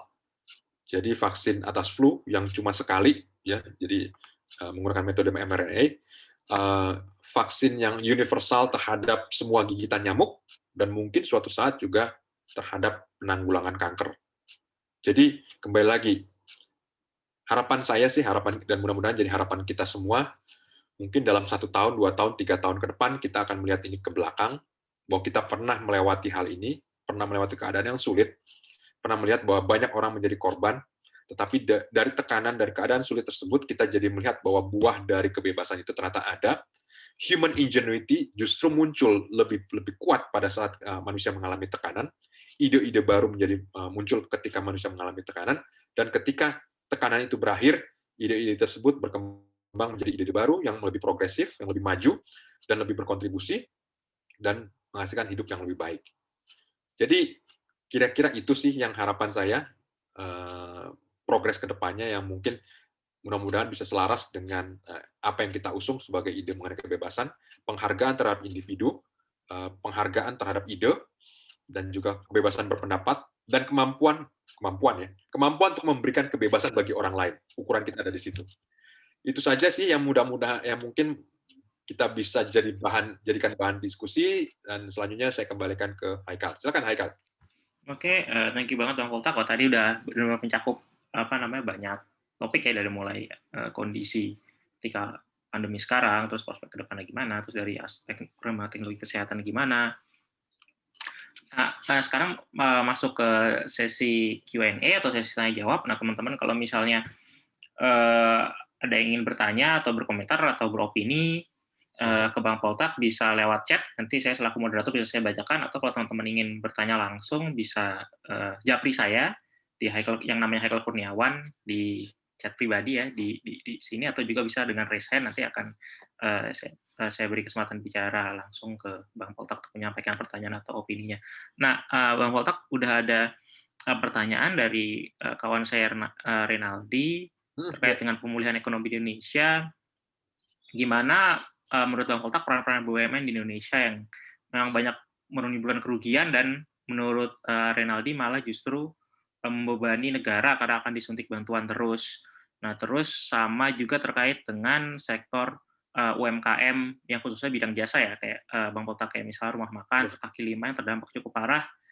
Gimana kira-kira free market menjawab tantangan ini ke mereka yang usaha kecil khususnya di bidang jasa seperti makanan dan restoran. Mungkin diawali dari dua itu dulu, Bang.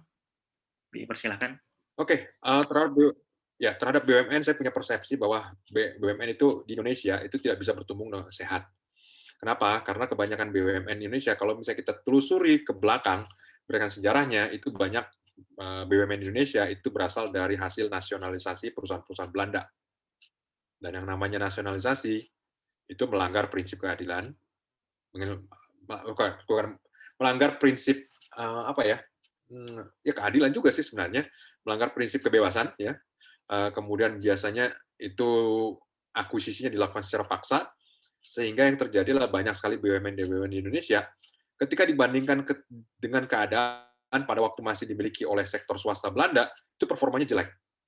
Contoh perkebunan. Tapi bagian ini tolong jangan ditulis di medsos ya yang mengenai. Tapi ini contoh yang saya pernah lakukan sendiri. Saya pernah melakukan perbandingan antara PTPN perusahaan BUMN perkebunan, antara PTPN dengan ukuran yang sama, dengan produk yang sama, terhadap perkebunan yang sama, kira-kira sama, ukurannya sama, dan lainnya, yang milik swasta. Ternyata yang milik swasta itu produktivitasnya 2-3 kali lebih tinggi. Profitabilitasnya juga lebih tinggi, dan lebih berani untuk berinvestasi. Jadi masalah dengan banyak PTPN Indonesia, kenapa yield ya, atau hasil dari tanaman pangannya, hasil perkebunannya itu makin lama makin turun, karena mereka nggak pernah mau investasi atas permajaan. Maunya terima hasilnya, tapi nggak mau menanam kembali permajaan atas tanaman-tanaman yang mereka miliki. Jadi setuju yang sampaikan Renaldi, ya memang BUMN kita tuh punya masalah serius gitu mengenai pengelolaan. Nggak punya kompetisi. Kebanyakan adalah hasil nasionalisasi, kemudian sejarah dari nasionalisasi tersebut dikelola oleh orang-orang yang ditunjuk secara politik, dan kemudian dari sisi itu mereka juga karena hasil nasionalisasi dan kandung besar ya, itu membuat mereka kebanyakan berada pada segmen atau pada sektor yang mendekati natural monopoly. Bahwa konsekuensinya ekonomi Indonesia mengalami inefisiensi, betul, itu terjadi. Nah, ini yang mungkin jadi dilema ya bagi kita. Ini mesti overhaul-nya seperti gimana nih? Nah, ada banyak cara untuk seperti itu. Saya waktu itu juga pernah diskusi dengan beberapa teman ya. Nggak harus yang namanya BUMN-nya dibubarkan, tetapi mungkin ada bagian-bagiannya yang bisa di-outsourcing-kan untuk secara kompetitif.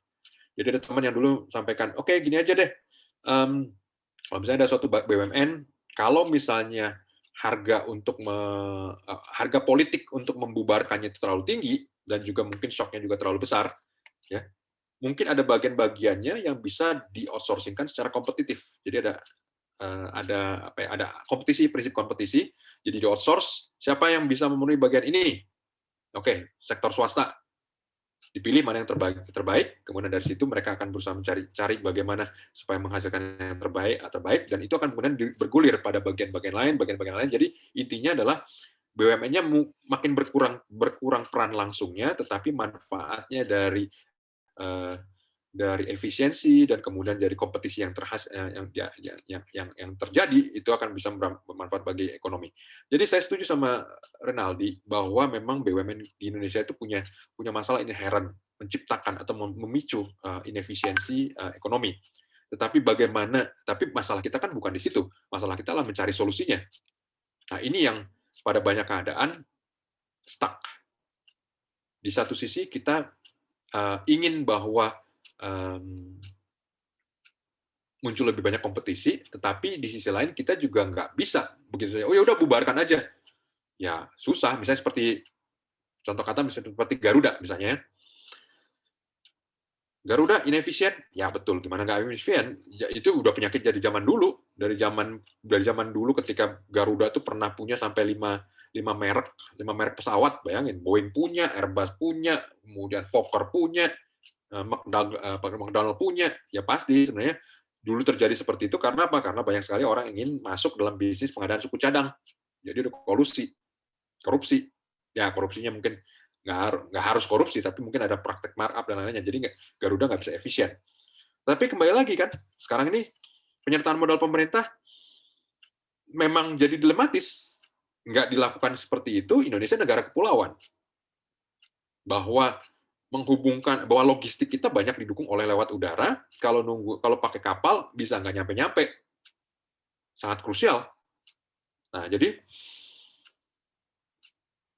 memang beberapa penyertaan itu memang sulit untuk kita, memang beberapa penyertaan modal itu memang jadi sangat dilema sangat tinggi dan memang harus dilakukan hati-hati. Tetapi yang mungkin lebih perlu bagi kita ke depannya itu bagaimana mendesain atau bagaimana kita mendorong supaya ada bahkan di dalam BUMN pun terjadi kompetisi. Jadi bagaimana BUMN bisa mulai melakukan divestasi atas bagian-bagiannya. Jadi kita jangan langsung berpikir bahwa meruntuhin seluruh BUMN-nya, itu juga nggak benar. Tapi bukan nggak benar, harganya terlalu mahal. Tetapi bagaimana kita bisa memaksa BUMN melakukan divestasi anak perusahaannya, misalnya contoh, ya ngapain sih misalnya Garuda punya hotel misalnya, kenapa nggak dilepas aja ke swasta misalnya? Apa kepentingan itu kan non-core kan? Nah, atau mungkin Pertamina ngapain sih punya rumah sakit atau hal seperti itu. Jadi kita mulai dengan piecemeal, memang ini membutuhkan kesabaran, tapi memang itu yang lebih bisa realistis dicapai untuk iklim seperti Indonesia. Kira-kira itu sih Renaldi yang dalam pandangan saya mengenai BUMN. Jadi saya juga nggak srek ya pada BUMN, lebih pada tadi menciptakan iklim yang non kompetitif dan juga historikalnya, sejarahnya. Dan saya juga pernah melakukan pembandingan antara produktivitas antara perkebunan swasta versus perkebunan negara yang dimiliki perkebunan negara yang statusnya adalah BUMN. Betul yang Anda sampaikan bahwa ada inefisiensi dan itu yang harus kita bayar secara keseluruhan. Sekarang mari kita berikhtiar bagaimana caranya supaya BUMN ini bisa berubah. Nggak mungkin nggak sekaligus secara big bang, tapi parsial. Apa yang perlu dilakukan. Ini yang kadang-kadang juga akan menuntut bahwa kita perlu punya suara juga di parlemen untuk mendorong ini, karena kita tahu bahwa ketika kita menyuarakan privatisasi, biasanya akan banyak numpang gelapnya. Numpang gelapnya yang tadi, menghindari terjadinya privatisasi karena dengan segala macam hal, karena melindungi kepentingan sempit mereka gitu. Nah, ini yang dari saya perhatikan dari dulu sulit sekali ya. BUMN lah, BUMD dan lain-lainnya. Tetapi memang harus ada menyuarakan ini. Jangan sampai kita mengalami seperti India misalnya. India akhirnya pada tahun ini akan melakukan privatisasi karena budgetnya, anggarannya memang udah defisitnya besar. Jadi perlu melakukan divestasi dan pada banyak keadaan ketika divestasi atau privatisasi dilakukan itu keadaannya udah lagi jelek. Sama seperti Indonesia juga kan gelombang besar privatisasinya itu terjadi terutama atas perbankan ya. Itu pada waktu ekonomi kita jelek-jelek. Kalau ekonomi lagi bagus, nggak ada yang mau, ya selalu, ngapain sih mesti bagi sama orang lain? Gitu. Nah, jadi ini yang perlu diperjuangkan dan tadi mudah-mudahan ada di antara teman-teman yang juga terpikirkan untuk mendorong ke arah ini. Kira-kira itu sih, Renaldi.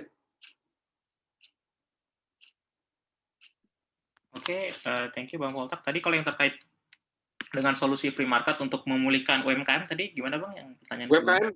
Ya, oke. UMKM ini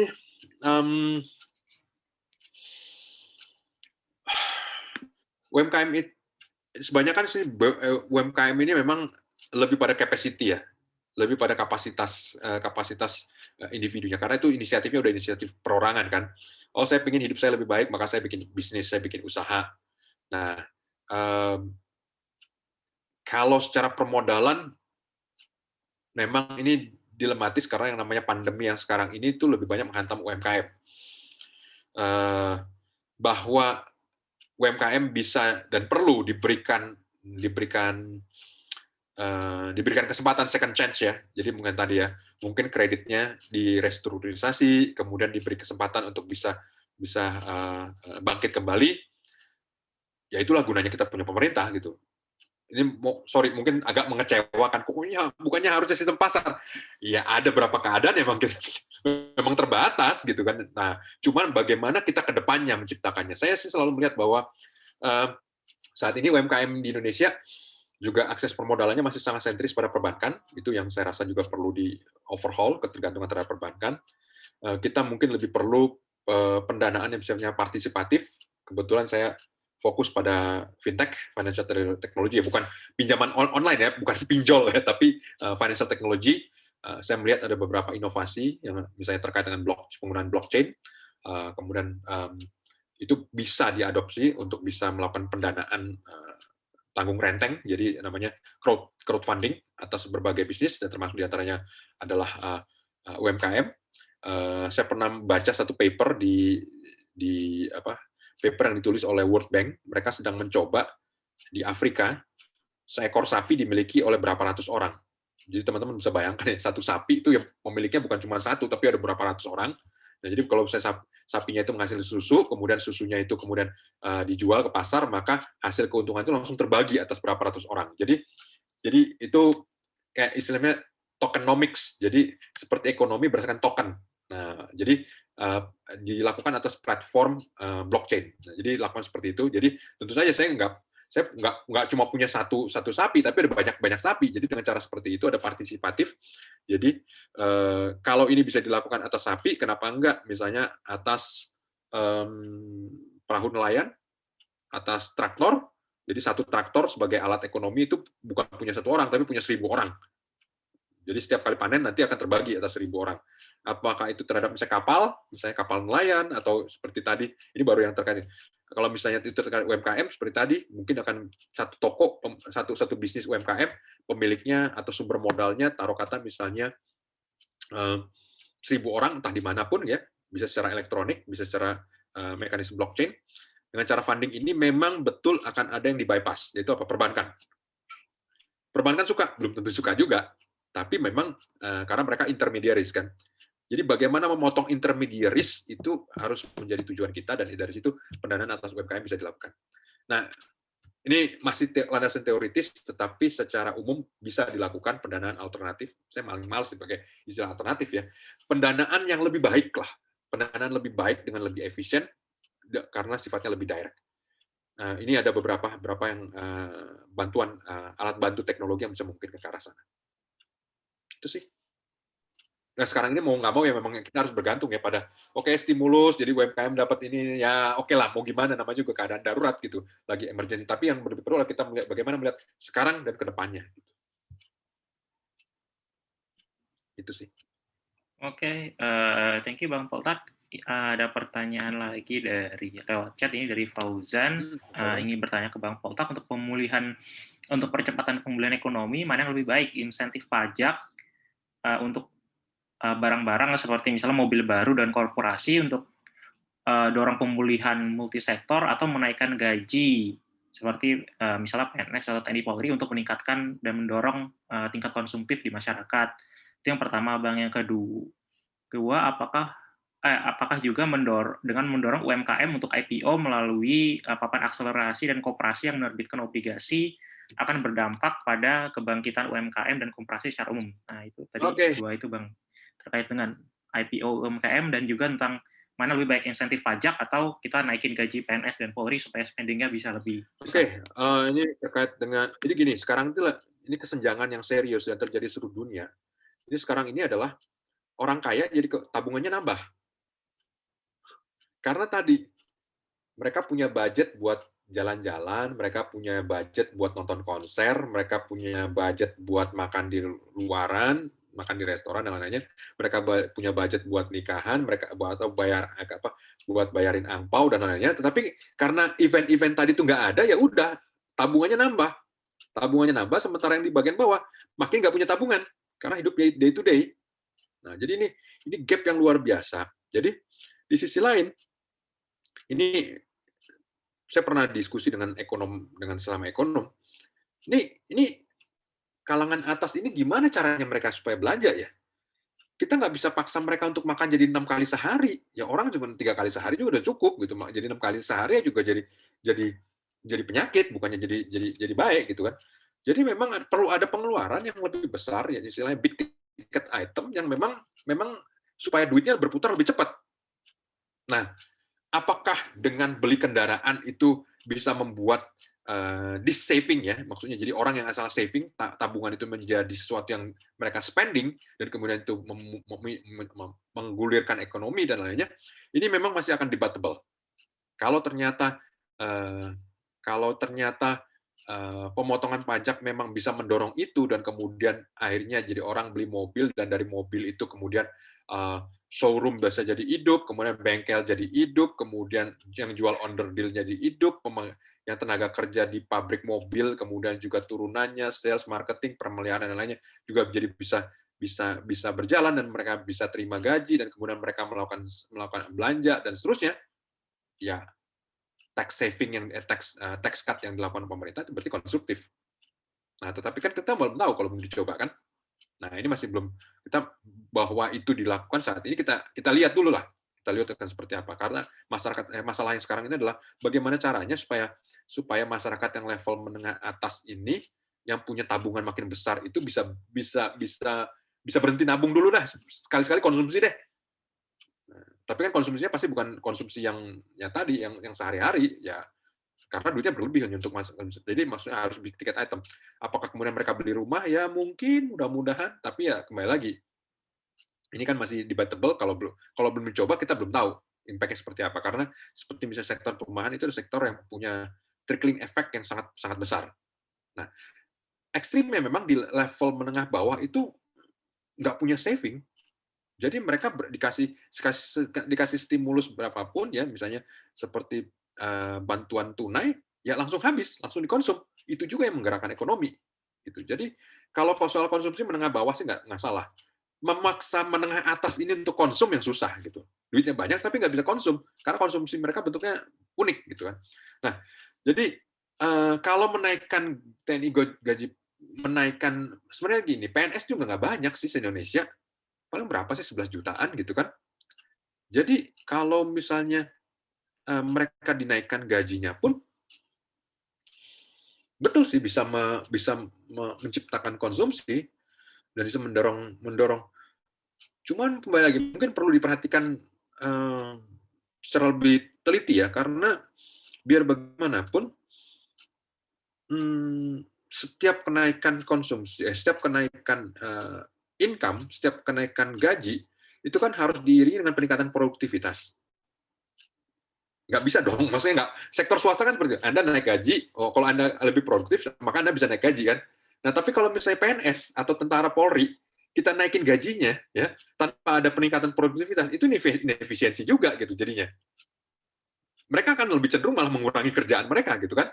Nah, jadi dead weight istilahnya kalau dalam ekonomi. Jadi ini juga saya agak skeptis sih ini bisa betul sih bisa menggerakkan ekonomi juga, tetapi kalau ternyata nggak diiringi produktivitas itu rugi juga kita gitu. Nah, jadi saya belum melihat gitu bahwa naikkan gaji TNI Polri dan PNS itu bisa menstimulus ekonomi secara lebih baik karena memang ya harus kita lihat produktivitas mereka juga selama ini rendah sih. Gitu. Mungkin lebih baik kalau misalnya yang bisa dinaikkan itu adalah swasta. Kenapa? Karena swasta pasti tadi selalu ada dorongan untuk menciptakan produktivitas lebih tinggi gitu ketimbang PNS, TNI, Polri. Gimana sih mau kreatifnya TNI? Gini deh gambarnya gini deh. Gimana kerja mereka menjadi lebih produktif gitu. Ya, kalau TNI Polri apa jadi tiba-tiba jadi sering nangkapin orang kan enggak juga. Itu bukan produktivitas seperti itu yang kita inginkan gitu kan. Atau yang lain. Jadi perlu skema insentif yang lebih baik lah untuk itu gitu.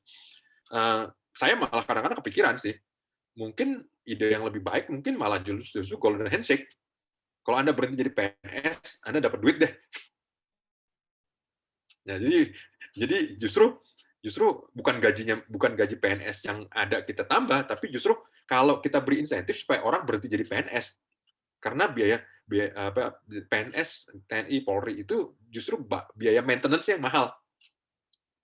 Jadi kalau ketimbang biaya maintenance 5, 6, 7 tahun ke depan itu kita harus bayarin, itu ada lamsam aja jadi cash ya, tapi kamu berhenti jadi PNS. Habis itu mungkin mereka akan buka usaha, habis itu mempekerjakan orang, itu lebih bagus lagi bagi ekonomi. Apakah gampang untuk kerjakan? Ya enggak sih, enggak gampang. Nyuruh orang untuk jadi pensiun, habis itu asalnya cuma duduk-duduk aja dapat duit, kemudian habis itu dapat duit banyak, habis itu harus kerja, itu nggak gampang juga untuk membujuk mereka untuk mau seperti itu. Tapi itu lebih baik ketimbang naikin gaji mereka tanpa ada tuntutan untuk kenaikan produktivitas. Itu satu tadi, apa lagi pertanyaannya? Yang terkait dengan IPO UMKM, didorong IPO. Oh, IPO UMKM. Saya sih, walaupun saya kerja di bursa, tapi jangan ditulis ya. Tetapi kembali lagi, ada pendana. Saya melihat akses terhadap kredit murah itu lebih penting ketimbang IPO. Karena IPO itu juga punya moral hazard. Saya perusahaan kecil, kemudian saya IPO, saya dapat duit, habis itu saya tinggal aja gitu. Itu mungkin nggak terjadi. Zaman dulu, jangan kan perusahaan kecil ya, zaman dulu tahun 1990 sebelum Krismon ya, itu banyak sekali perusahaan-perusahaan tekstil di Bandung itu IPO, begitu dapat duit, habis itu mereka habisin duitnya, habis itu mereka bikin pabrik baru. Order yang lama order yang ada tuh ke pabrik yang baru gitu. Jadi sementara pemegang saham dapatnya ya pabrik yang lama. Jadi ada aspek moral hazard, nggak gampang. Buat saya jauh lebih bertanggung jawab, jauh lebih mudah dipegang pertanggung jawabannya itu adalah akses terhadap kredit, terhadap modal, terhadap modal ya tadi yang lebih kompetitif lah, yang lebih murah, bunganya lebih murah, termnya lebih murah, tapi tetap mereka harus bayar. Itu ketimbang IPO begitu saja. Jadi nggak semua perusahaan harus IPO. Saya orang kerja di bursa, tapi saya yang akan paling duluan bilang nggak semua perusahaan pantas buat IPO. Gitu. Kenapa? Jadi milik umum tuh ada tanggung jawabnya, jangan sekedar asal IPO aja gitu. Jadi itu pendapat saya. Oke, thank you Bang Poltak. Kalau lagi pertanyaan dari peserta dari Joni Irfandi, nanya ke Bang Poltak terkait dengan peningkatan jumlah retail yang masuk ke pasar saham, apakah ini sesuatu yang positif atau negatif? Dipersilakan Bang. Kalau retailnya banyak, seperti sekarang ini, dan kemudian yang dibelinya benar, bagus. Tapi kalau cuman, jadi kembali lagi, secara kuantitatif malah peningkatan saya itu kabar yang bagus, tetapi nggak lengkap. Karena yang lebih ideal itu adalah secara kualitatif. Kualitatif itu apa? Ya mereka tahu cara baca laporan keuangan, tahu perusahaan yang mana yang bagus, mana yang jelek, mana yang prospektif, mana yang bagus jadi jelek, yang jelek jadi bagus, atau yang lain-lainnya. Selama faktor yang tadi saya sebutkan nggak muncul, ya kita cuma punya kuantitas tanpa punya kualitas. Dan biasanya itu enaknya jelek. Ujungnya sih jadi masalah gitu. Gitu sih.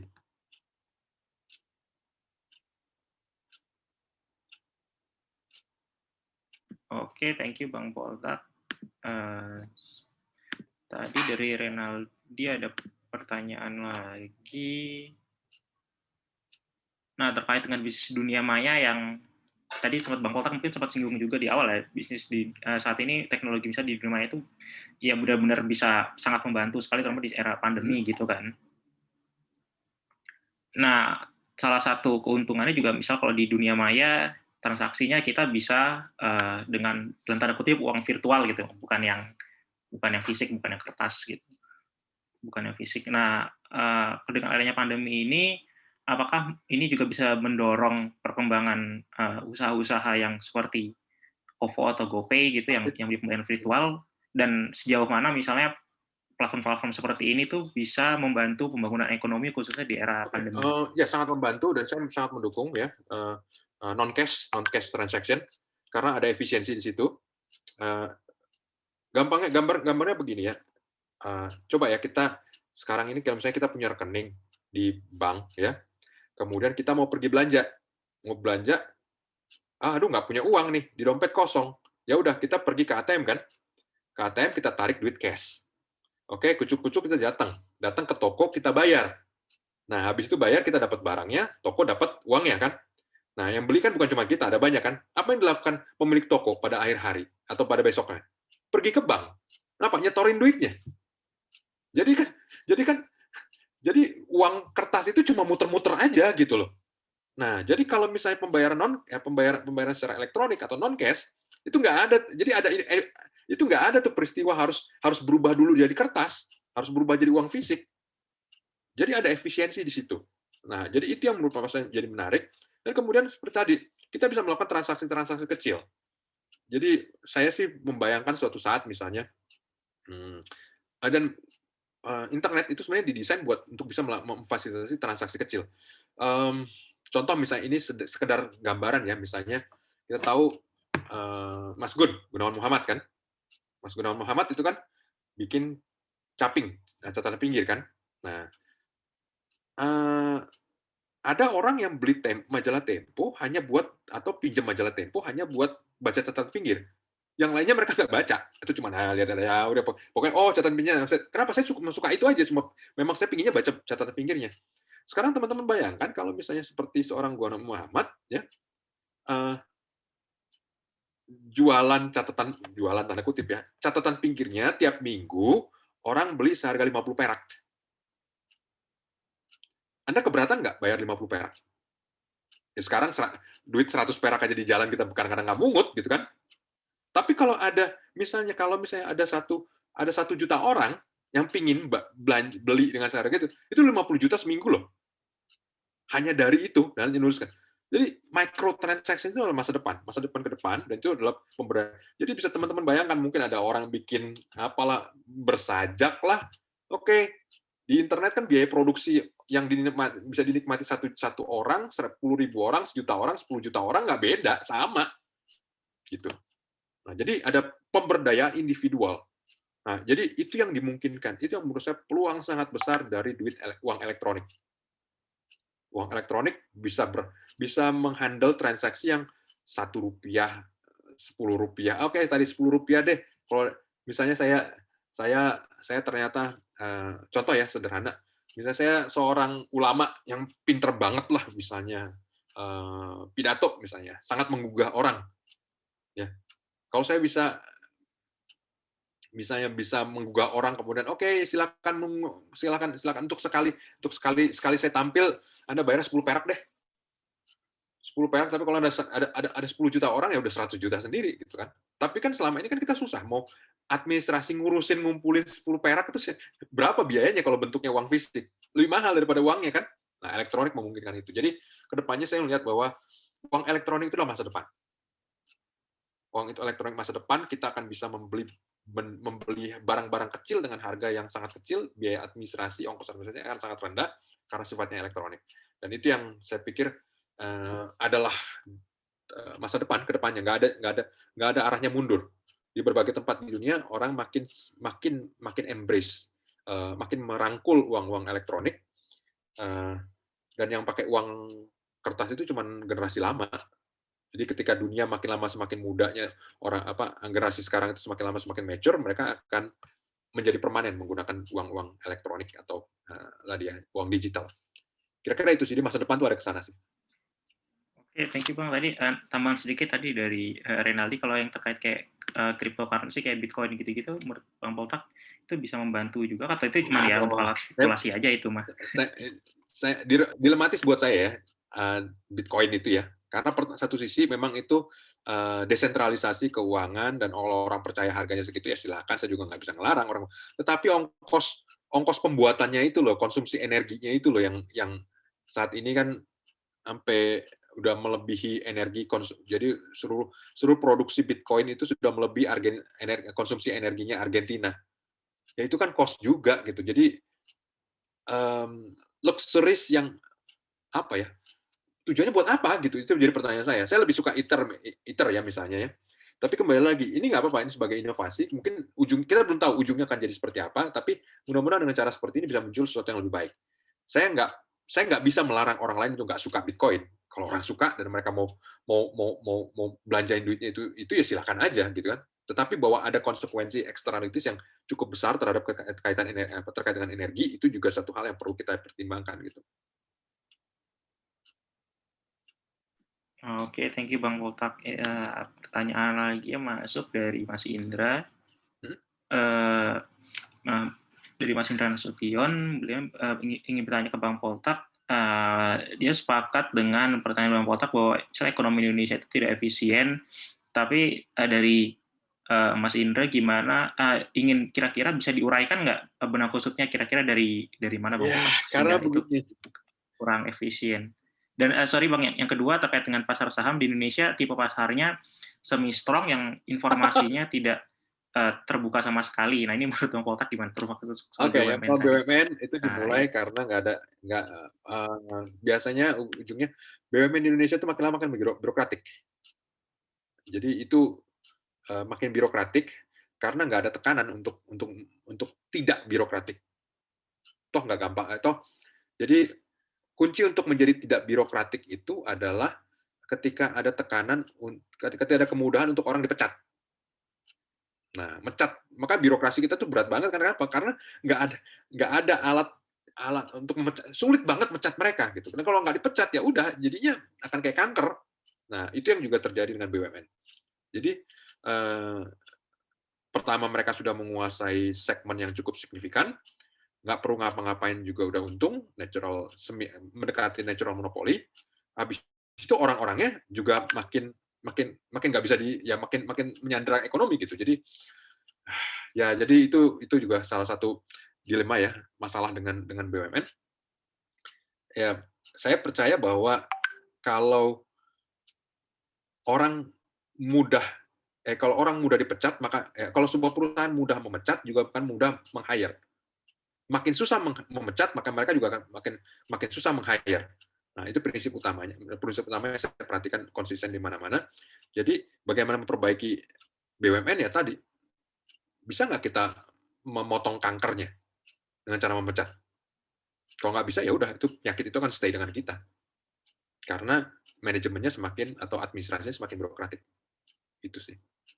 Mengenai semi-strong, semi-strong, dan lainnya tergantung keadaannya. Jadi ini ini agak teknis pasar modal, tapi informasi di Indonesia itu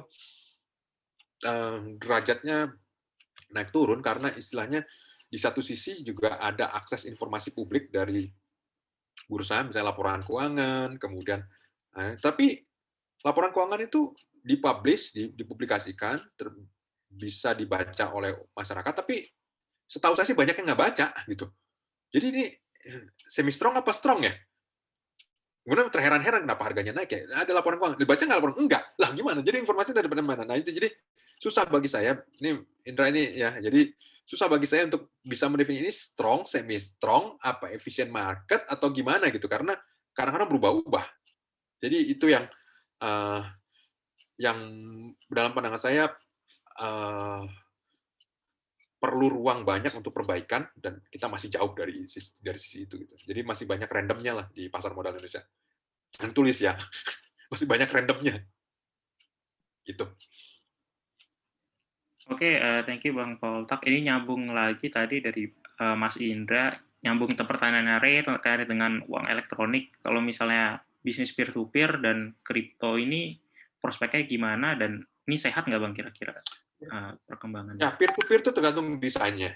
Nah, di Indonesia itu banyak desainnya yang nggak konvensional. Jadi banyak kan, saya kebetulan pemerhati, saya mempelajari mengenai peer-to-peer lending dari China seperti gimana, dari Amerika seperti apa, di Inggris seperti apa, dan memang banyak kan yang muncul di Indonesia itu adalah mimicking dari apa yang ada di China, dan bahkan malah beberapa masih dijiplak mentah-mentah gitu, dan itu nggak sehat gitu. Nah, memang perlu ada standar, cuman orang Indonesia paling malas kalau disuruh bikin standar. Mereka pokoknya bikin sendiri aja gitu. Nah, itu yang nggak sehat, tetapi juga saya lihat ada cara fundraising lain yang lebih bagus, dan ini yang perlu dikasih insentif, perlu didorong.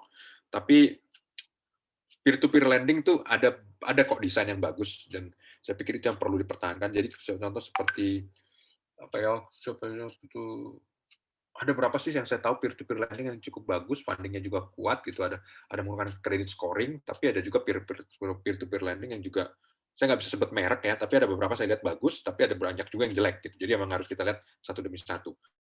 Mengenai kripto kembali lagi gimana desainnya sih, karena desain itu menentukan nanti tujuannya untuk apa dan fundraising-nya akan skalanya seperti apa. Itu kira-kira nanti perkembangannya tanpa perantara dan tanpa jaminan juga, Bang, atau Ujungnya iya ya, jadi memang sekarang ini yang terjadi ada disintermediasi. Jadi semua yang kerjanya perantara itu memang akan bisnisnya akan terancam. Jadi itu akan terjadi, itu keniscayaan. Cuma memang berapa lama kita harus menunggu sampai itu terjadi, itu yang akan sulit untuk jawab ya, karena progresnya itu sangat kompleks. Oke, thank you Bang Poltak. Dari Fauzan lagi ingin bertanya. Yang pertama, kenapa misalnya government, menurut Bang Poltak, kira-kira gimana kalau misalnya government itu menggelar wisata eksklusif di spot wisata tertentu dan mereka di sana dapat vaksin mandiri. Terus juga pertanyaan kedua terkait apakah pengadaan vaksin mandiri apakah monopoli pengadaan vaksin oleh Bio Farma itu bisa dikatakan melanggar dengan bebas? Nah, itu jelas. Oh ya, itu langsung terjawab sendiri ya. Kenapa harus Bio Farma? Emang apa lebihnya gitu loh. Nah, kalau memang yang penting adalah siapapun boleh menurut pandangan saya, siapapun boleh ngedatengin asal tadi ada jaminannya bahwa yang didatangkan itu sesuai, jadi nggak dipalsukan, jadi originalitas, kemudian harganya kompetitif. Jadi kalau bisa sebanyak-banyaknya yang bisa datang deh, yang bisa masukin, jangan cuma satu pihak gitu. Itu saya ya setuju ya, bahwa kita setuju ya bahwa jangan ada monopoli mengenai penyediaan vaksin tadi. Makin banyak makin bagus, dan makin akan terserata. Tadi pertanyaan pertamanya apa ya? Terkait dengan government menggelar wisata eksklusif di spot wisata tertentu dan mereka di sana dapat vaksin mandiri. Ya bagus-bagus aja sih, itu inovatif kan? Ya setuju, cuman balik lagi kalau diserahin sama birokrasi maka mungkin ya repotnya ya, dengan kalau kita punya ide bagus dengan birokrasi, tapi birokrasi punya, kalau gue kerjain nanti gue dapat apa? Nggak dapat apa-apa. Tapi kalau dikerjain udah pasti gue tambah sibuk, tambah repot. Nanti tiba-tiba ada wartawan yang tulis, habis itu tiba-tiba ada anggota parlemen yang ribut, gue yang malah ketempuhan. Mendingan nggak usah deh, mendingan dilarang. Makanya kembali lagi kan, birokrat kita itu adalah, makanya pendekatan dengan birokrat adalah kalau mau agresif ya, lebih baik minta maaf daripada minta izin. Karena kalau minta izin pasti nggak dikasih. Karena kembali lagi birokrat emang nggak mau kerja gitu loh. Sedapat mungkin mereka akan menghalangi ide, menghalangi inovasi, karena mereka nggak mau kerjanya nambah. Makanya kenapa seiring yang saya bilang tadi, ya janganlah gajinya ditambahin, karena mereka juga nggak mau kerjanya lebih. Gitu. Oh, oke, thank you Bang Poltak. Ini karena nggak ada pertanyaan yang masuk, mungkin dari saya terkait dengan bansos, Bang Poltak. Ini kan nggak bisa dipisahkan dari apa namanya. Ini bisa dibilang salah satu hal yang sangat penting kan untuk menggunakan perekonomian, terutama untuk yang di teman-teman yang menengah ke bawah gitu. Nah, kalau katakanlah misalnya di Amerika itu perdebatannya yang terkenal kan antara UBI dengan bantuan sosial itu yang lebih yang tujuannya jelas gitu kan, yang lebih teratur untuk kelompok-kelompok tertentu aja. Sementara UBI itu lebih universal, orang yang pro itu ya karena birokrasinya lebih sedikit, semua orang dapat, dan orang juga nggak punya insentif buat nipu. Sementara kalau bansos yang dia lebih terukur dan lebih terarah, itu orang berpotensi dikorupsi, terus berpotensi juga nanti orang salah ngisi ketentuannya, formulirnya dan lain-lain. Nah itu kalau menurut dari Bang Poltak, kira-kira apakah bansos ini bisa mengganggu sistem pasar juga? Itu mungkin itu yang pertama, yang lebih mendasar. Yang kedua, kalaupun misal kita butuh bansos, kira-kira kalau menurut Bang Poltak yang terarah ke orang-orang tertentu aja, atau ya udah kita semuanya aja kasih, tapi birokrasinya lebih sedikit. Oke. Kalau mau bikin pertanyaan berat banget. Oke. Pertama, saya lebih mendorong bahwa sebenarnya bentuk tunai, ya bantuan sosial bentuk tunai itu lebih preferable. Kenapa? Kembali lagi, tiap orang punya kebutuhan beda-beda, prioritas beda-beda. Nah, kalau bentuknya tunai itu akan bisa direct dinikmati oleh yang langsung diterima oleh orang yang memerlukan. Administrasinya juga close to zero lah ongkosnya. Nggak ada ongkos logistik, ya iyalah bentuknya tunai gimana, mau disimpan di mana kan nggak ada kan. Nah, bansos mengenai yang bentuknya barang atau in-kind itu punya masalah di situ. Ada logistiknya, pengangkutan, transportasi, dan lainnya. Oke, jadi idealnya adalah tunai. Masalah dengan tunai, nggak ada jejaknya. Ini ya repot juga gitu kan, karena akhirnya untuk perencanaan itu juga jadi lebih sulit. Maka sebenarnya ada bentuk yang lebih baik, mendekati tunai, yaitu bentuknya voucher. Nah, voucher tadi itu akan bisa tailor made. Ya, mungkin kayaknya pernah diskusi yang mana ini kan. Ya kalau misalnya voucher mungkin tadi orang yang punya bayi mungkin bisa ditukarkan dengan dapat susu lebih banyak ketimbang orang yang jomblo. Vouchernya sama, tapi bisa adjusted, ya, auto adjusted gitu. Jadi bisa lebih ada fleksibilitas gitu. Nah, voucher begini tentu nggak bisa bentuknya kertas, ya pasti harus voucher elektronik. Nah, ini yang jadi saya pikir ada terobosan yang lebih lanjut, tetapi kembali lagi kita bagaimana kita handle data itu juga menjadi penting gitu kan. Nah, kemudian tadi mengenai universal itu menarik sih menurut papa saya, tapi kembali lagi sejauh mana kita berani memangkas birokrasi. Itu yang challenge-nya selalu di situ. Ya, universal basic income. Ongkos birokrasi itu mahal banget. Inefisiensi di sana juga mahal banget. Tetapi selalu ada orang yang ingin mempertahankan itu karena hidupnya dari situ. Gitu. Sama seperti kata tadi kan, daripada naikin gaji PNS, mendingan kita kasih golden handshake gitu. Ini gue bayarin ya semua gaji lu sampai dengan sekian pengeluaran kantornya, tapi habis itu lu bisnis atau pokoknya terserah lu mau apain duitnya gitu ya. Tapi itu kan gerakan ekonomi kan. Tapi kan nggak gampang juga untuk seperti itu gitu. Nah jadi memang ikhtiar untuk menuju universal basic income itu saya pikir perlu kita tetap lihat ya opsi-opsinya dan bagaimana alurnya, akan prioritasnya mulai dari mana dulu. Karena kita nggak bisa langsung gebiah-gebiah semuanya gitu. Mungkin ada beberapa contoh ya seperti misalnya kalau itu terkait, mungkin kita mulai dari segmented juga dulu, misalnya seperti kebutuhan paling umum banyak orang adalah misalnya adalah pendidikan. Sistem voucher aja dulu deh, kita uji deh.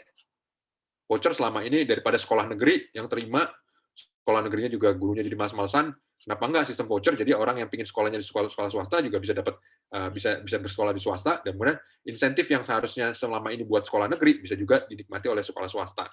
Itu menurut papa saya itu suatu ini yang belum dicoba di Indonesia dan perlu dicoba di Indonesia. Karena sekarang yang terjadi kan sekolah negeri itu justru banyak kan jadi sarang korupsi kan. Kita tahu dulu pengadaan UPS Jakarta sampai berapa miliar, kemudian habis itu alat peraga dan segala macam, itu korupsi paling banyak mana di sekolah swasta, sekolah negeri gitu kan. Sementara sekolah swasta malah kekurangan. Nah, jadi saya lebih begini Haikal, saya lebih percaya pada pendekatan gradual. Kita coba dulu yang seperti tadi ya, sistem voucher untuk pendidikan. Kalau misalnya itu ternyata sukses, maka kita akan lebih mudah untuk langkah lain lebih radikal, yang lebih progresif, yang lebih maju, baru kemudian suatu saat kita tiba-tiba kita udah universal basic income loh. Nah, jadi ketimbang Big Bang itu ada keruwetannya juga sih. Itu yang jadi keruwetan secara politik dan lain-lainnya. Jadi yang kadang-kadang nggak bisa, ya kita harus, intinya adalah kita berusaha untuk mungkin menang dalam pertempuran, tapi ya mungkin juga ada kalahnya, tetapi secara umum seluruhnya kita bisa menang nantinya gitu. Jadi itu progres yang sedikit-sedikit. Jadi piecemeal betul, butuh waktu ya, tapi itu yang akan lebih realistis. Kita mulai. Oke, thank you banyak Bang Poltak sudah bersedia hadir di kita kali ini. Kalau sudah masuk jam 9, maka diskusinya akan kami tutup. Mungkin teman-teman kalau nggak keberatan bisa tolong dinyalain videonya ya, kita foto bareng dulu sebentar di akhir. Tapi kalau yang berkeberatan ya nggak apa-apa juga. Di akhir acara, sebentar. Oke. 1, 2, 3. Sekali lagi ya. Sekali lagi, 1, 2, 3. Oke.